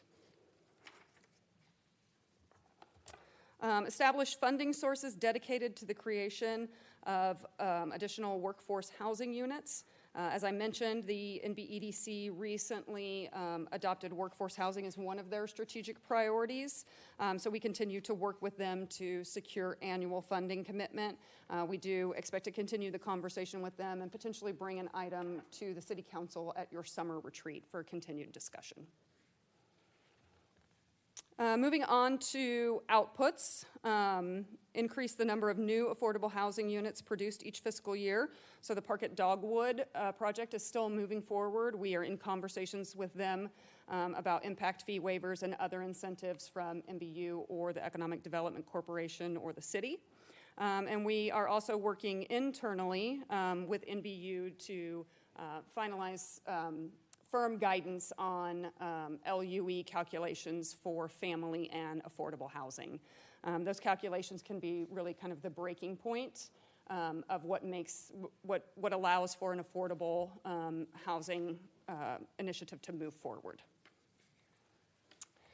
So for our outcomes, we look at the National Citizen Survey. So when you look here on the far right, where you see similar, that means not similar to the year before, or the 2 years before when we last did the community survey, but similar to other cities our size. So the three that we were looking at were a variety of housing options, availability of affordable quality housing, and then availability of affordable quality childcare. I do want to point out that some of the work that we've done, we did see an increase in availability of affordable quality housing. We're happy to see that. Still clearly needs some work there. And then the decrease that you can see on affordable quality childcare, again, that is a national trend, but I do believe that the investments that the City Council has approved for Early Matters New Braunfels is the first step in addressing those. Our second strategic priority is enhanced connectivity. Again, this is a theme that continues to come out from the public input of our strategic plan, really all of the public input that we do, the Parks Master Plan, the Northwest Park Plan, the Hike and Bike Plan. So 21 objectives from this strategic priority as well, 16 in progress and 5 pending. To go over some highlights for enhanced connectivity, support and maintain a well-connected transportation network. So we updated our roadway impact fee program. We're utilizing that for traffic studies, for thoroughfare plan designs, for conceptual design. We have completed several projects that have made an impact in connectivity in our community, multimodal connectivity. So the Common Street Pedestrian Project, which was funded by the Alamo Area MPO and the New Braunfels Economic Development Corporation. So no general fund dollars going towards that project. That is completed and has added miles of sidewalk in our community in an area that was really needed. That also complemented the Union Avenue improvements, which included some sidewalks as well. And then I also wanted to highlight the Alligator Creek Trail, which was added last year, and that again was funded by the Economic Development Corporation. We also continue to move forward lots of pedestrian-focused projects, lots of transportation projects and trail projects through various sources of funding. So park development funds, which are paid by new development, roadway impact fees, which are paid by new development, the Alamo Area MPO, the New Braunfels Economic Development Corporation. Support and maintain a this is just a continuation, sorry. We received a Texas Parks and Wildlife Department grant for Neighborhood Park. This is a really exciting project that's actually going to connect that park back to the Walnut Trail. That project will fund 50%, and then we're using park development fees, again paid by new development, which will cover 100% of the cost for the redevelopment of Neighborhood Park. That's a park that we worked with NBU when they decommissioned a water tower to expand the footprint of that park, and we're excited about that moving forward. We are utilizing American Rescue Plan Act funds for several mobility projects that we will be moving forward this summer and will be completing by the end of the year. We received TxDOT funding for the Waterway Lane Trail and AMPO funding for San Antonio Spur pedestrian improvements and citywide signal retiming. We also, this is one that I think is really important to our community, we amended our ordinance that we previously required sidewalks at platting. We're now requiring sidewalks to be installed with a building permit, which allows us to stay on top of that, right? And so if there's redevelopment going on, if there's major additions going on, we can get those sidewalk gaps filled through the development process, which is very needed. Support the ongoing maintenance of the city's multimodal transportation network. This next budget year, we expect a budget request that will increase funding for traffic calming. We all know the importance of traffic calming throughout our community. We also want to improve the workflow for that as well. It moves across several different departments. We want to just make sure that process moves seamlessly. We're also working to identify additional levels of funding for right-of-way maintenance and beautification, which has become a really popular program that we moved forward. We want to focus that in on downtown, and we're looking at using funding from the downtown parking revenue, and we'll bring that forward to you within the next couple of months. Implement improved local and regional public transportation services. I don't know if you've heard, we launched microtransit this year. The Rio has been incredibly successful. I'm pretty sure we're probably at 30,000 rides at this point. I think just since we've been working on this presentation. So Gary and his team hosted a showcase last week that I was able to attend, and just tremendous work that went into that, and then the impact that that's making in our community and helping people in this community has been tremendous. So we are working on adding to the fleet. The main issue that we're seeing, the only issue that we're seeing with Rio is that we're not able to serve the demand that we have. So we are looking to increase so that we can better serve the city. Another project that's really exciting is we're working with the Chamber of Commerce and TxDOT to take what is currently the visitor center. So as you all know, the visitor center is relocating to downtown, which is fantastic. But that will free up the space that is out there over by, it's either CVS or Walgreens, and I always do that. CVS, thank you. And so the chamber is working with us to donate that building that can be a hub for Rio, which will be tremendous. It's right on the highway. It's the perfect location. And it'll really provide us with some opportunities for growth of our transit as well. Collaborating with governmental partners. So you can see several different things here highlighted. Of course, we coordinate with all of our regional partners for the State Highway 46 expansion. The Guadalupe River Crossing Planning Study, which I know is tremendously important to the City Council. So we're collaborating with governmental partners on that. And then also the Comal County Railroad Crossing Study, which is tremendously important as well. Pedestrian connectivity and ADA accessibility. We, through various different methods, internships, relationships with different universities, we've inventoried over 260 miles of sidewalk. We are also completing the ADA transition plan this fiscal year. And we've been utilizing park development funds to address ADA improvements across our park system as we go in and address different items that through both the ADA transition plan and the Parks and Recreation Open Space Master Plan. Informing residents. So this is something that we talked a lot about during the strategic planning process, is making sure that we're getting information out there, that we're telling our story better. So particularly we wanted to make sure that we are providing information to the public about transportation options. So you can see here newsletters are important to us, social media. You can see some of the different things highlighted here. NewBraunfels.gov / I don't know, Ride the Rio is the website for our microtransit system. Has a tremendous amount of information, easy for people to get in contact with our staff, and again, has just been tremendously popular. For our milestones, assess vehicle, pedestrian, and bicycle networks. So our bicycle and pedestrian network plan is currently underway. Baseline traffic congestion, we worked with the Alamo Area MPO and completed the update to the congestion management plan. And then the sidewalk inventory is ongoing. Complete the ADA transition plan. As I mentioned, that will be brought forward to the City Council for consideration this fiscal year. That will also identify priorities and establish a funding plan citywide. The ADA right-of-way assessment is beginning this year as well and is funded by a grant.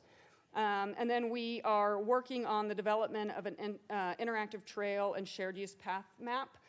This will be a result of the bicycle and pedestrian network action plan, in addition to the sidewalk inventory and the efforts of our Parks and Recreation Department as well. We are currently working on setting the baseline for existing bikeway, trail, and sidewalk miles, as well as the number of linear feet of gaps within our community. So again, a reminder on this, on the side, on the far right side, that is how we rank with similar communities. You can see that we did have some increases with the overall quality of the transportation system. I do expect for that to continue. We are making significant capital investments throughout the community. We're making major commitments to improved walkability, sidewalks, trails citywide, and then of course the launch of the Rio as well. Ease of travel by bicycle continues to go down. That is an area of focus for us. We do have the Comalfaust Bikeway project moving forward this summer as well. So that continues to be a priority for us. Increased bikeways, trails, and sidewalk miles. So wanted to highlight really quickly a couple of new important trail additions. So Willard Canyon open, which is right here behind City Hall. Tremendous trail, working with a local resident here. The Alligator Creek Trail West, again, funded by the New Braunfels Economic Development Corporation. And then the addition of a new trail with our partners at Comal Trail Alliance for Panther Canyon.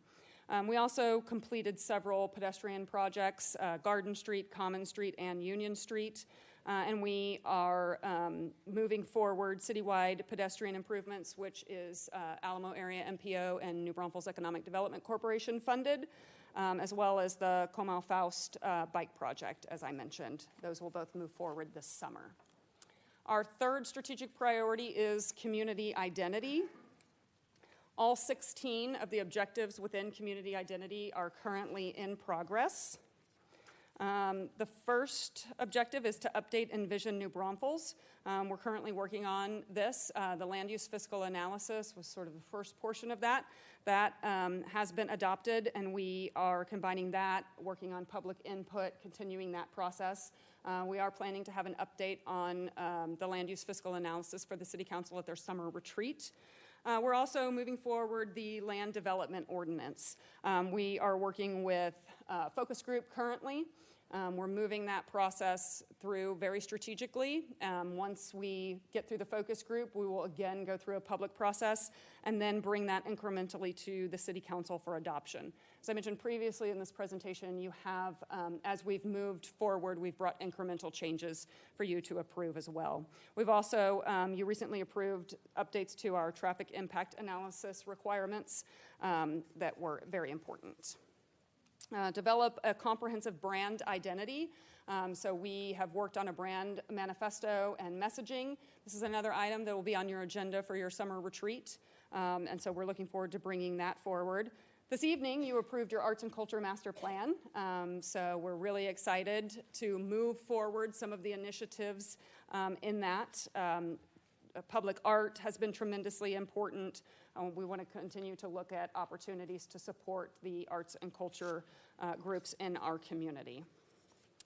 Support the community's culture and identity through community events, arts programming, and classes. A couple of things to highlight on this. We worked hand in hand with the McKenna Foundation for the installation of the new Choose Kindness mural at the Westside Community Center. We launched Art House last year. That was in your last year's update. This year, Art House will be featured at Sangerfest, which will be a very nice addition. We are also collecting information to begin the process of applying for a state-designated cultural district in downtown. Downtown was recently awarded a place on the National Historic Register, and so that came straight from the Arts and Culture Master Plan, and we're looking forward to moving that process forward. Again, the adoption of the land development ordinance. As I mentioned, we've brought early out amendments to you for approval. Currently working with the LDO focus group. We have moved through Articles 1, 2, and 3 with the focus group. We're currently working on Articles 4 and 5 at the staff level right now. We've been in communication with the focus group, and we hope to meet with them again towards the middle to end of next month to move forward the next round. And then, as I mentioned, that'll move forward to public session again. Adopting the updated Envision New Braunfels. So we're continuing to work on that. I mentioned the land use fiscal analysis update this summer, and then working on public input through summer of 2026, and the brand strategy at the summer retreat as well. Allocating resources and recurring funding dedicated to community-wide beautification and streetscape enhancement. Lots of really exciting things moving forward. Of course, our traffic signal box art program has been tremendously successful, and we've received wonderful feedback. We have moved forward with 5 additional boxes that will be on the east side of I-35. We just released a press release last week for that, and we are very excited about the next round. That's really made a really good impact in our community. We have adopted a fee in lieu of and established a special revenue fund for tree planting, so that allows where development does not allow for significant tree replacement, they can pay a fee in lieu of, and then we can use those funds to install new trees at public facilities. And then previously mentioned that we're working on the street design and utility master plan for downtown. So moving on to output, increasing library items per capita. We sort of have a renewed focus on e-resources.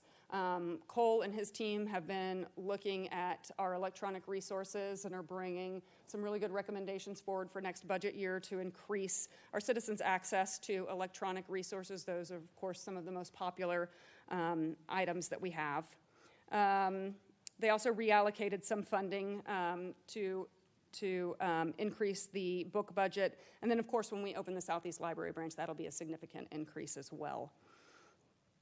We worked very hard on amendments to the historic preservation ordinance, the tax incentive ordinance, and streamline that process. That was clunky and difficult, and so we spent some time making some amendments to that. And then, as I previously mentioned, I just think this is one of the most tremendous things that has taken place so far in 2026, but our historic downtown is now on the National Historic Register of Places, and that is a tremendous for our community. Increased public art and placemaking. We're working on a public art policy per the Arts and Culture Master Plan. If you haven't seen our temporary Sangerfest mural in downtown, we worked closely with the artist who did the Choose Kindness mural at the West Side Community Center, with the developer of that project and with the contractor, and did a temporary mural there that will be used at Sangerfest this weekend as well in the art house portion. And then we're working with the library to have space for public art, local art in the new branch, and then retrofitting the main library as well. And then looking at our outcomes. So what I kind of want to highlight here is opportunities to attend cultural arts and music activities. We saw a decline, but we saw a slight increase in opportunities to attend special events and festivals. Almost all of our special events, and certainly all of the festivals in our community, are related to culture or arts in some form or fashion. So I think there may just be a branding issue there or a communication issue. We continue to know that festivals, special events are tremendously important for our community. I know it's going to be a high of 70 on Saturday for Sangerfest, so that will be tremendous, and hopefully everybody will enjoy that. But I do think maybe we need to work on messaging for that. So now I'm going to turn it over to Jared for the last 2 strategic priorities.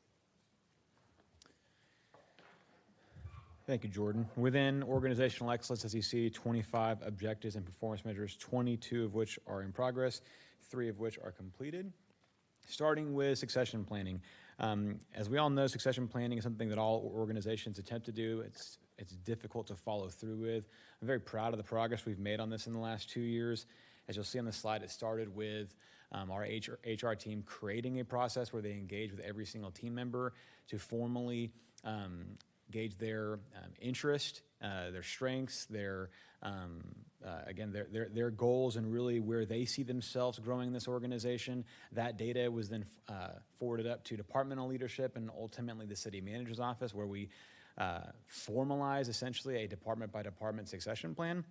However, though, to continue to move that progress forward, we plan on next kind of implementing what we're calling knowledge transfer forms, but I think more importantly, incorporating the strategic planning effort done to this point into the annual evaluation cycle, so it stays front of mind and again built into our annual processes. Continue to utilize cross-departmental teams. This was put into the strategic plan really for us to continue to place a high importance on making sure that we always have the right people at the table when we're making decisions or trying to solve through problems. And so really I won't go through the list at all other than just to mention this is just an example or a sample or a list of kind of a variety of initiatives that we either have worked on, are currently working on, or plan to work on, where we will have a variety of different department representatives that are, again, working towards solving an issue or making improvements or creating efficiencies across the organization. Review and present customer satisfaction results. As a reminder, our customer satisfaction results are available on NBStat, which you have access to at all times. I'll go into a little bit more data into that later.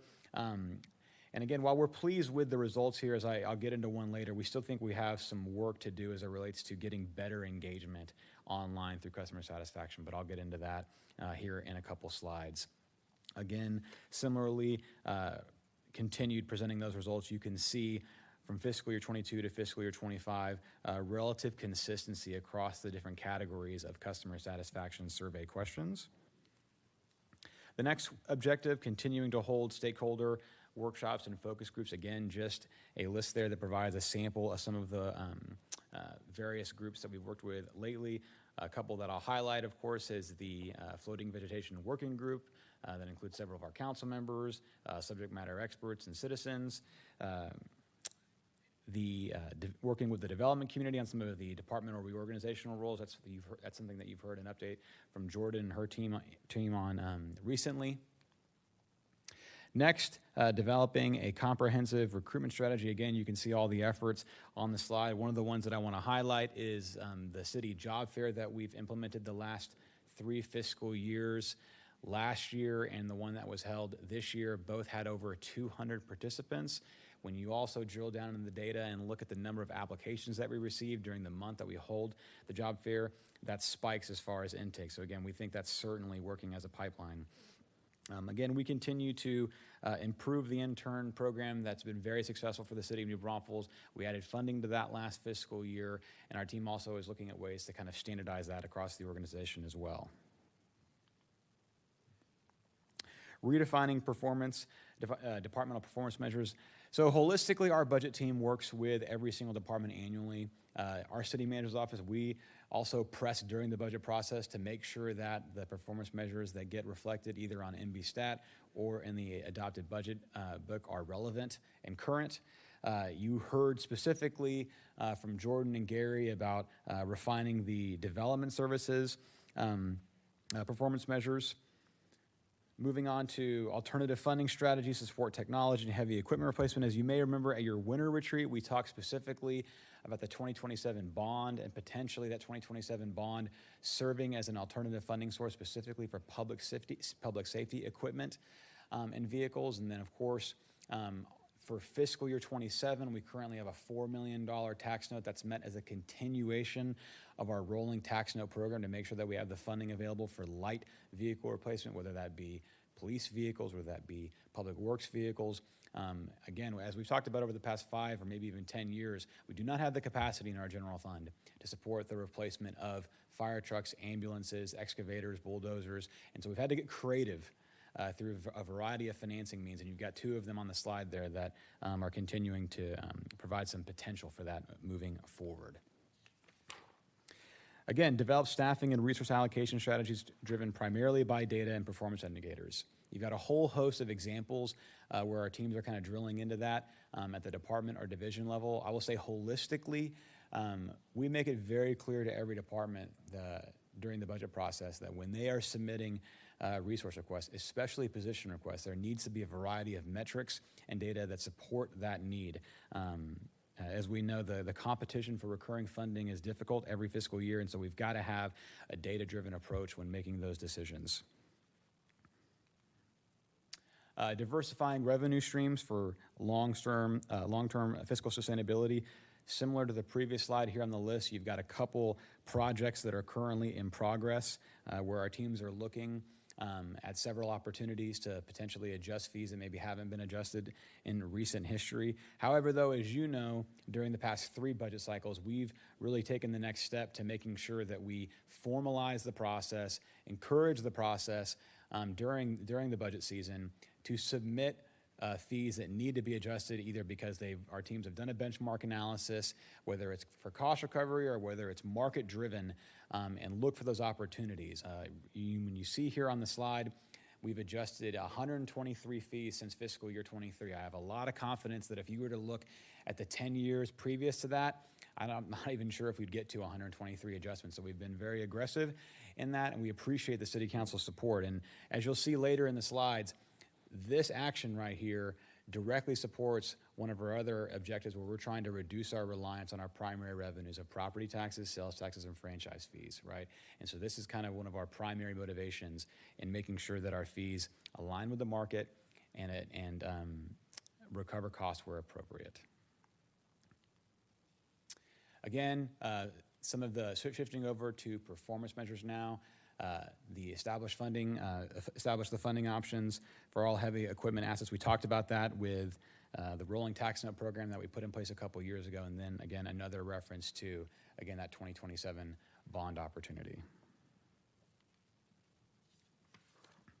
Incorporating the fee schedule into the adopted budget. Every fee that has been modified in the past 4 years, we have consolidated to Appendix D. We're getting very close to having a comprehensive fee schedule that encompasses every single fee that's charged across the entire organization. What we still have left to do is to migrate those fees to this appendix within that ordinance that we have not adjusted. And then once we do that, we will have accomplished this performance measure. And the last one there, presenting departmental KPIs biannually to City Council. We kind of feel like we went above and beyond on this one. As you know, MB Stat was rolled out about 18 months ago. The City Council has access to that in near time, at any time you need it.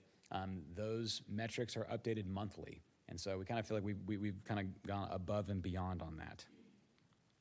I referenced this earlier about our team really needing to go back to the drawing board on getting increased online customer service participation. As you can see there, our numbers for fiscal year 25 were certainly at a low. We think maybe some of the spike, and I hate to even call it that, but some of the higher numbers in previous years were kind of part of the newness of our online customer satisfaction surveys, which are linked at the bottom of all of our email signatures.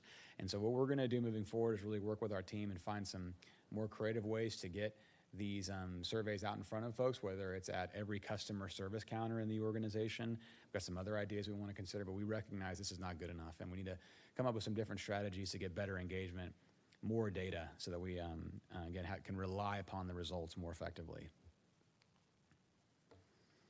70% of our positions with sufficient data for the last market study. As you know, we've developed quite the cadence with doing our own internal comprehensive market compensation studies every 2 years.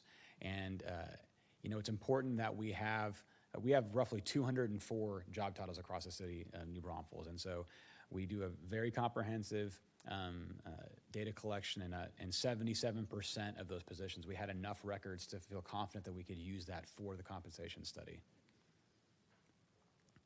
Some great progress on this as far as the reduction in the percentage of employees that separate specifically for the reason of compensation or advancement opportunities.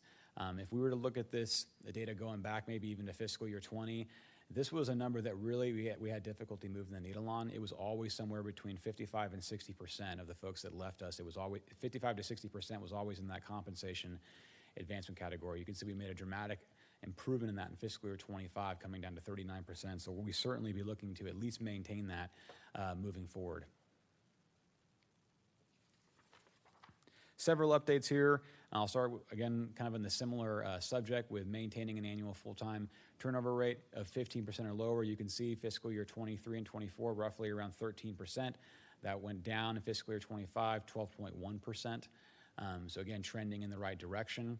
I referred to this earlier when we were talking about fee adjustments, again, where we have the performance measure for us to reduce the reliance on general fund primary revenue sources, which is getting harder and harder to do. And you can see there from fiscal year 23 to fiscal year 26 budget, we went from 76.5% to 74.4%. Again, I think that reduction, one of the main drivers in that are those adjustments of fees that you as the city council have approved over the past 4 years. Again, on organizational excellence, this is some data from the National Citizen Survey. Again, how our citizens are digesting information. Some interesting takeaways on this that you can't ignore is the fact that Facebook grew as a major source of information from 24 to 26, 37 to 47%. Same thing with Instagram, nearly a 10% increase. I mean, our communications team is already aggressive in making sure that we have content and information out there on Facebook, but it's certainly what points out when you're looking at this data in the National Citizen Survey for where folks are expecting to get their information. On to our last strategic priority of community well-being. Again, you can see there 18 objectives, 17 in progress, one of which is complete. The first, our very successful and award-winning mobile integrated health program. A couple of the metrics there that are quite impressive, that since the program has begun, we've seen a 76% reduction in calls for service from what we categorize as our MIH patients, or super users of EMS before, so that's a significant reduction. That significant reduction creates real savings, right? And so you can see we've saved over $500,000 indirectly by reducing that unnecessary emergency and hospital use. And again, we're even seeing improved response times from this program indirectly. Completing the Parks Master Plan, which is projected to be completed by the end of the year. The Northwest Park Master Plan, which is kind of being done alongside that and will be incorporated in the Parks Master Plan, is also expected to be completed in 2026 as well. But you can kind of see some of the, I'll use Jordan's term, kind of early out kind of things that we know that are already within the strategic plan that our teams are working on, whether it's updating some of our programming efforts or working to identify parcels that will allow us to, again, make those additional trail connections. Develop investments that improve safety, reduce heat islands, and encourage transportation modes that support healthier lifestyles, such as biking, walking, and running. Again, see a little bit of redundancy in some of these initiatives with the enhanced connectivity strategic priority, but some that are worth mentioning is the ARPA-funded projects, whether it be the Comal and Faust Bikeway project, the Landa Park to Kentucky pedestrian path that's also scheduled for this year, and the Alma Area MPO funded project to put a 10-foot shared use path along Hemet Island and Liberty Drive. Those are all 3 projects that are going to be done in 2026, alternative funding sources, not impacting our general fund or reallocation of capital funds. So those are big wins for us. Again, some redundancy here as well on the objective of looking for opportunities to reconnect the community by mitigating barriers. Again, we've already talked about the work being done and the study being done on looking at opportunities for a Guadalupe River crossing. Gary and his team presented the really cool project of that waterway lane elevated rail crossing. Again, submitting that for funding through TxDOT's Railroad Grant Program. Just a couple there to highlight. Formalizing the partnership with the police, fire, and city's nonprofit social sector. You remember that one of the objectives of performance measures was to reestablish the Chiefs Advisory Council.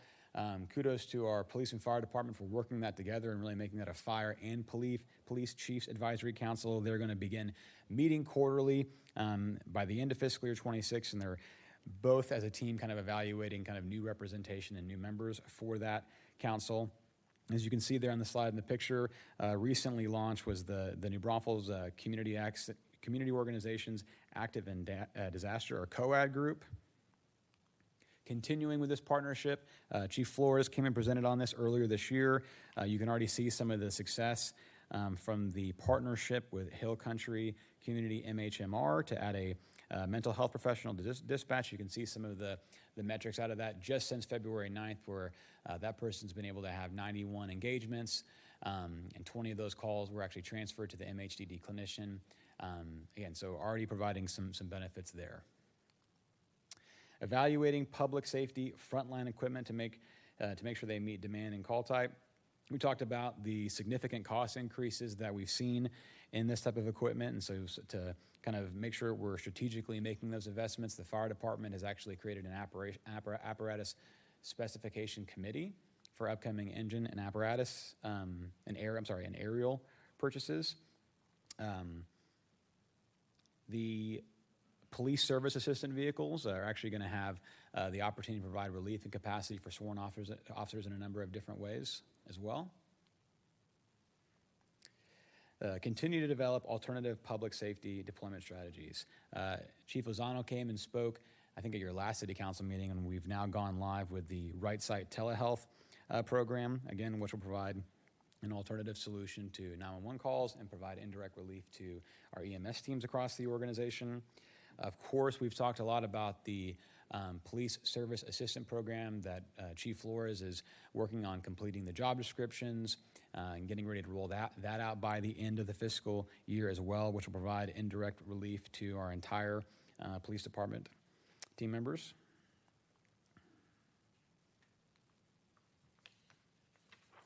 As we said earlier, completion of the Parks and Recreation Master Plan is scheduled to be completed and adopted in late summer 2026. The next performance measure, implementation of the top 3 priorities from the New Braunfels Street Safety Action Plan. Those top 3 priorities are safer speeds, multimodal streets, and safe street behaviors. And so you can see there on the screen a variety of initiatives that align to supporting those priorities. Again, we talked about the fact that the Fire and Police Community Task Force has already been assembled. Coming up here in the end, y'all. Seeking opportunities for continual improvement of response times. Again, the implementation of citywide vehicle preemption is expected for late 2026. In working with police and fire, I was listening to them talk to us about this automated vehicle locator program in all MBFD vehicles. It's live now. This allows our dispatch team to dispatch either a engine or a medic unit that is closest to the call, which may be en route or going from one destination to the other, that could respond quicker as opposed to maybe what district that area is in. So a good, interesting augmentation to our response times. And then, of course, that last one there, specific about maintaining average response times of 5 minutes or less for structure fires inside the city limits. And you can see the data there that we're clearly meeting that performance measure. Lastly, again, 2 last references to the National Citizen Survey for overall satisfaction for health and wellness opportunities. You can see essentially flat from the 2024 study and similar with the national benchmark, similar with the overall feeling of safety, similar with the 2024 study, and again, similar to the national benchmark. Again, that concludes our presentation. As we said at the beginning, Jordan and I only plan to highlight a couple of things on each slide. This information will be available on the website for anyone that wants to drill down into it further. And as discussed, we plan to bring this back to you at your summer retreat, primarily for considerations of modifications or edits to the plan as we continue to move forward. Any questions for Mr. Werner or Mrs. Matney? Yes, I do. I have 3. Let him go first. What's the anticipated date for the LDO rollout finally? Finished, complete, and rolled? That's a great question. It's a difficult one to answer, though. So we are trying to be very strategic about it. As I mentioned, staff has reviewed Articles 4 and 5. And then our next step will be to review that with the LDO focus group. Those are the 2 most substantial. Article 4's development standards, Article 5 subdivision standards. So those will be individually sent to the LDO focus group as 2 separate articles. Once those are through, the last several articles will move pretty quickly. So our hope is to move forward with the next round of public input this summer. And then start the adoption process. Did we, I guess Gary back in the back, did we get anything submitted for the MTP with AMPO? Okay, we did, because there was a deadline and that doesn't go into the TIP thing. And I guess the third thing that wasn't in these or that kind of thing in the mobility issue is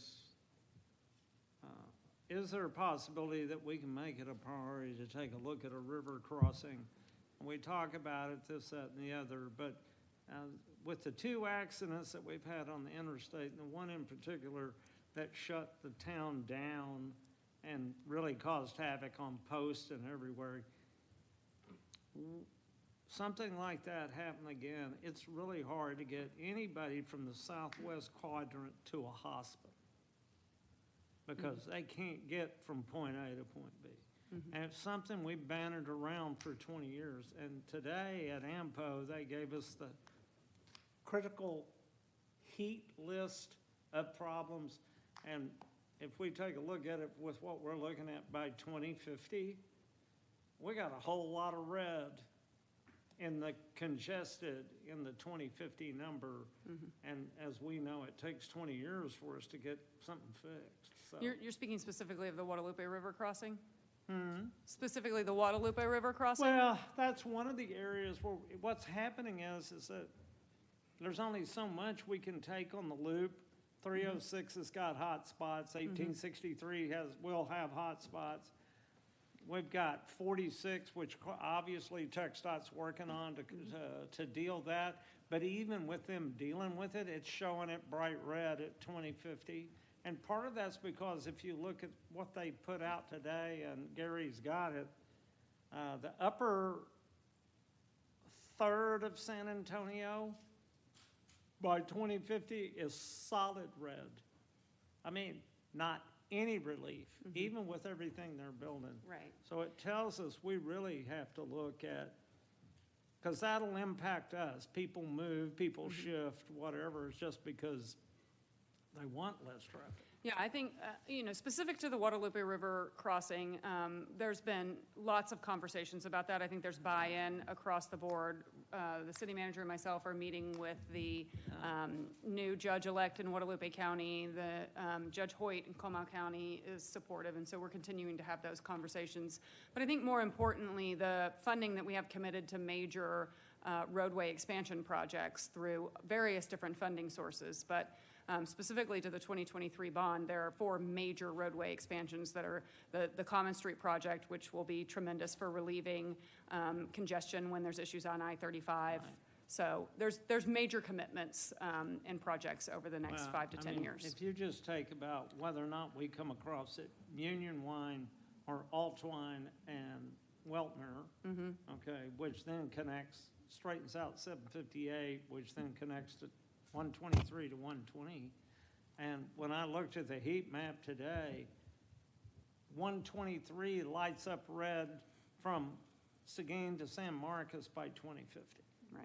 So you can tell we've got to get the alternatives in our queue in this mobility, or, and I know we have to get them in now. So it's just a point. That's it. That's all I got. In addition to what Jordan shared with regards to the Guadalupe River crossing, we also have a meeting next month, I believe it's next month, with the district engineer for TxDOT to talk about various projects, including this project as well. Councilmember Capizzi has certainly been a champion of this discussion as well for since the whole time I think you've been on the council, and we'll be including him in those upcoming meetings as well as we discuss not only those projects, but then as you also know, we're one of several entities, us, Comal County, Guadalupe County, City of Seguin, working closely with TxDOT on the winding of 46 from I-35 to I-10, which is over $1 billion project, but certainly that planning is well underway to identify right-of-way acquisition and then to go on to the next phase of that project as well. We need to look at FM 1101, FM 1102, and all the TxDOT roads too. If they're not on that plan, they need to be. But thank you very much for the presentation. Really lengthy and a lot of good information to put out. But I have one question. There's a lot of good information about parks. What's your thoughts on raising the park impact fees? Because we haven't done that since when? We haven't done it since we established. Yeah, I think it's due time that we should put that on our, this is just me talking, I don't know about everybody else. But Yeah, I think they were first adopted in 2006, and then they were actually updated, I believe it was 2016? I was going to say 18. Yeah. 2018, thank you. In 2018, when they were increased as well. I think So we it's need been to take a since look at 2000. that, because all these park people love parks. That's always scored really high across the board. I think we need to take another look at the park impact fee. I think we raised all the other impact fees, but not the park impact fee. Our park development manager is looking at park development fee ordinance as part of the LDO update. So we are looking at that. But yes, I agree. All of those fees need to be. And I know we have an issue with Guadalupe County with the park impact Outside of the fees, city limits, correct. right? So when y'all have the conversation with Judge Carpenter, you're right, Judge you might Elect want to Carpenter. mention that we would like to include them on our park impact fee for their residents that live in our city. Thank you. Thank you for your presentation. It was fantastic. But you mentioned about the West Side Community Center to looking at insurance base. What did y'all mean by that? Looking at, say that again? I think what was meant was recreational opportunities like DOS Rec, for example, where we are able to then build insurance companies. For retired folks, we can then build like silver sneakers for the use of recreational opportunities within our facilities.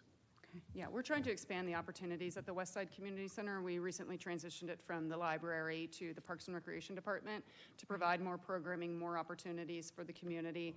One of the things that we can do there is work with those insurance companies for different fitness opportunities. Okay. Yes. I don't have any questions at all, but I just wanted to give a big kudos and an attaboy to yourself, to Jared, to all the staff sitting back here. That's a lot. That's 70 pages of slides with a ton of heavy lifting. I mean, it's not lost on me at all. And so I know there's a lot of noise a lot of times, a lot of criticism at times, but I think it's worth noting to all of you and to the entire city staff that you're doing an incredible job. Thank you for So, that. thank you very much. I agree think with Jordan that. would say tremendous. Let's give them a hand. Thank you. Okay, any other questions? Can we air bomb this through the world of all communication sources to just show people that this isn't a do-nothing council, it's not a do-nothing city, it's a massive amount of information and things going on. I mean, it's not just a road, it's not just a river, it's not just a thing, it's a whole bunch of stuff.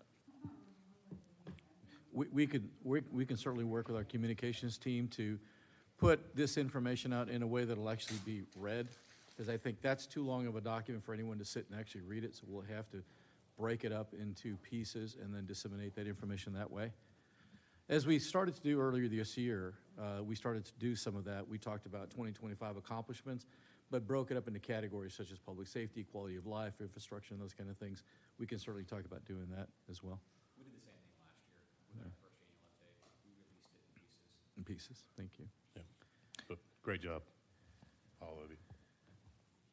Okay, if there are no other questions, we'll open this to public comment. If anybody would like to speak to this item, please step up to the podium, state your name, whether you're a resident, non-resident, or live in the ETJ. If I may just say something, my name's Edward Rivera. I'm from New Braunfels. Mr. Rivera, would somebody move a microphone? That way it gets recorded. I speak pretty loud. Well, we just want to make sure I'm it gets outspoken. recorded and people outside I'm can very hear. outspoken. A lot of your people, Marianne knows me from high school. Robert knows me. We grow up together. So you hit a good very spot. One of y'all said something about traffic. 35 shuts down, the city shuts down. Well, what happened to 1101? That takes you all the way to San Marcos. Takes you to 123, and you know what? That'll relieve some kind of congestion. Or you can cut things back on 3009, 1863, bringing you all the way to the loop. That'll relieve some congestion in our town. Sometimes people think about it, sometimes they don't.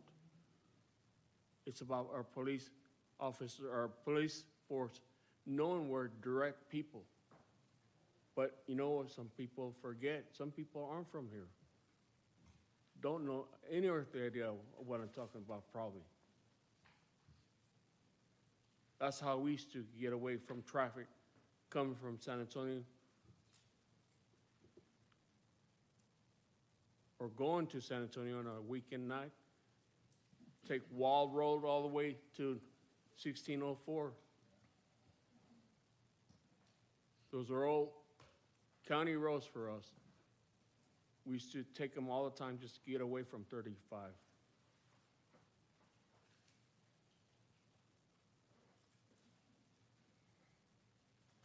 It's all innovation. I've seen the city grow. I've seen a lot of people come and go. I'm in good contact with Mary Ann. I came here just out of curiosity today. My first council meeting I've been to. It's interesting to see all the new development they're trying to come in, but you know, your predecessors, when I was growing up here, were trying to keep those people from outside from coming in.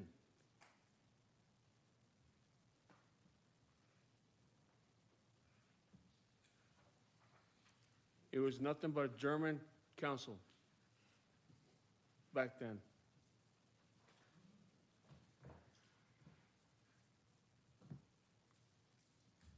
I'm showing my age, I'm sorry. Thank you, Mr. Rivera. Is that everything? You know what? We've already spoken about this. I'm in this wheelchair because I have 3 strokes. I'm a disabled veteran. Served our country proudly. Been in various places, a lot of countries.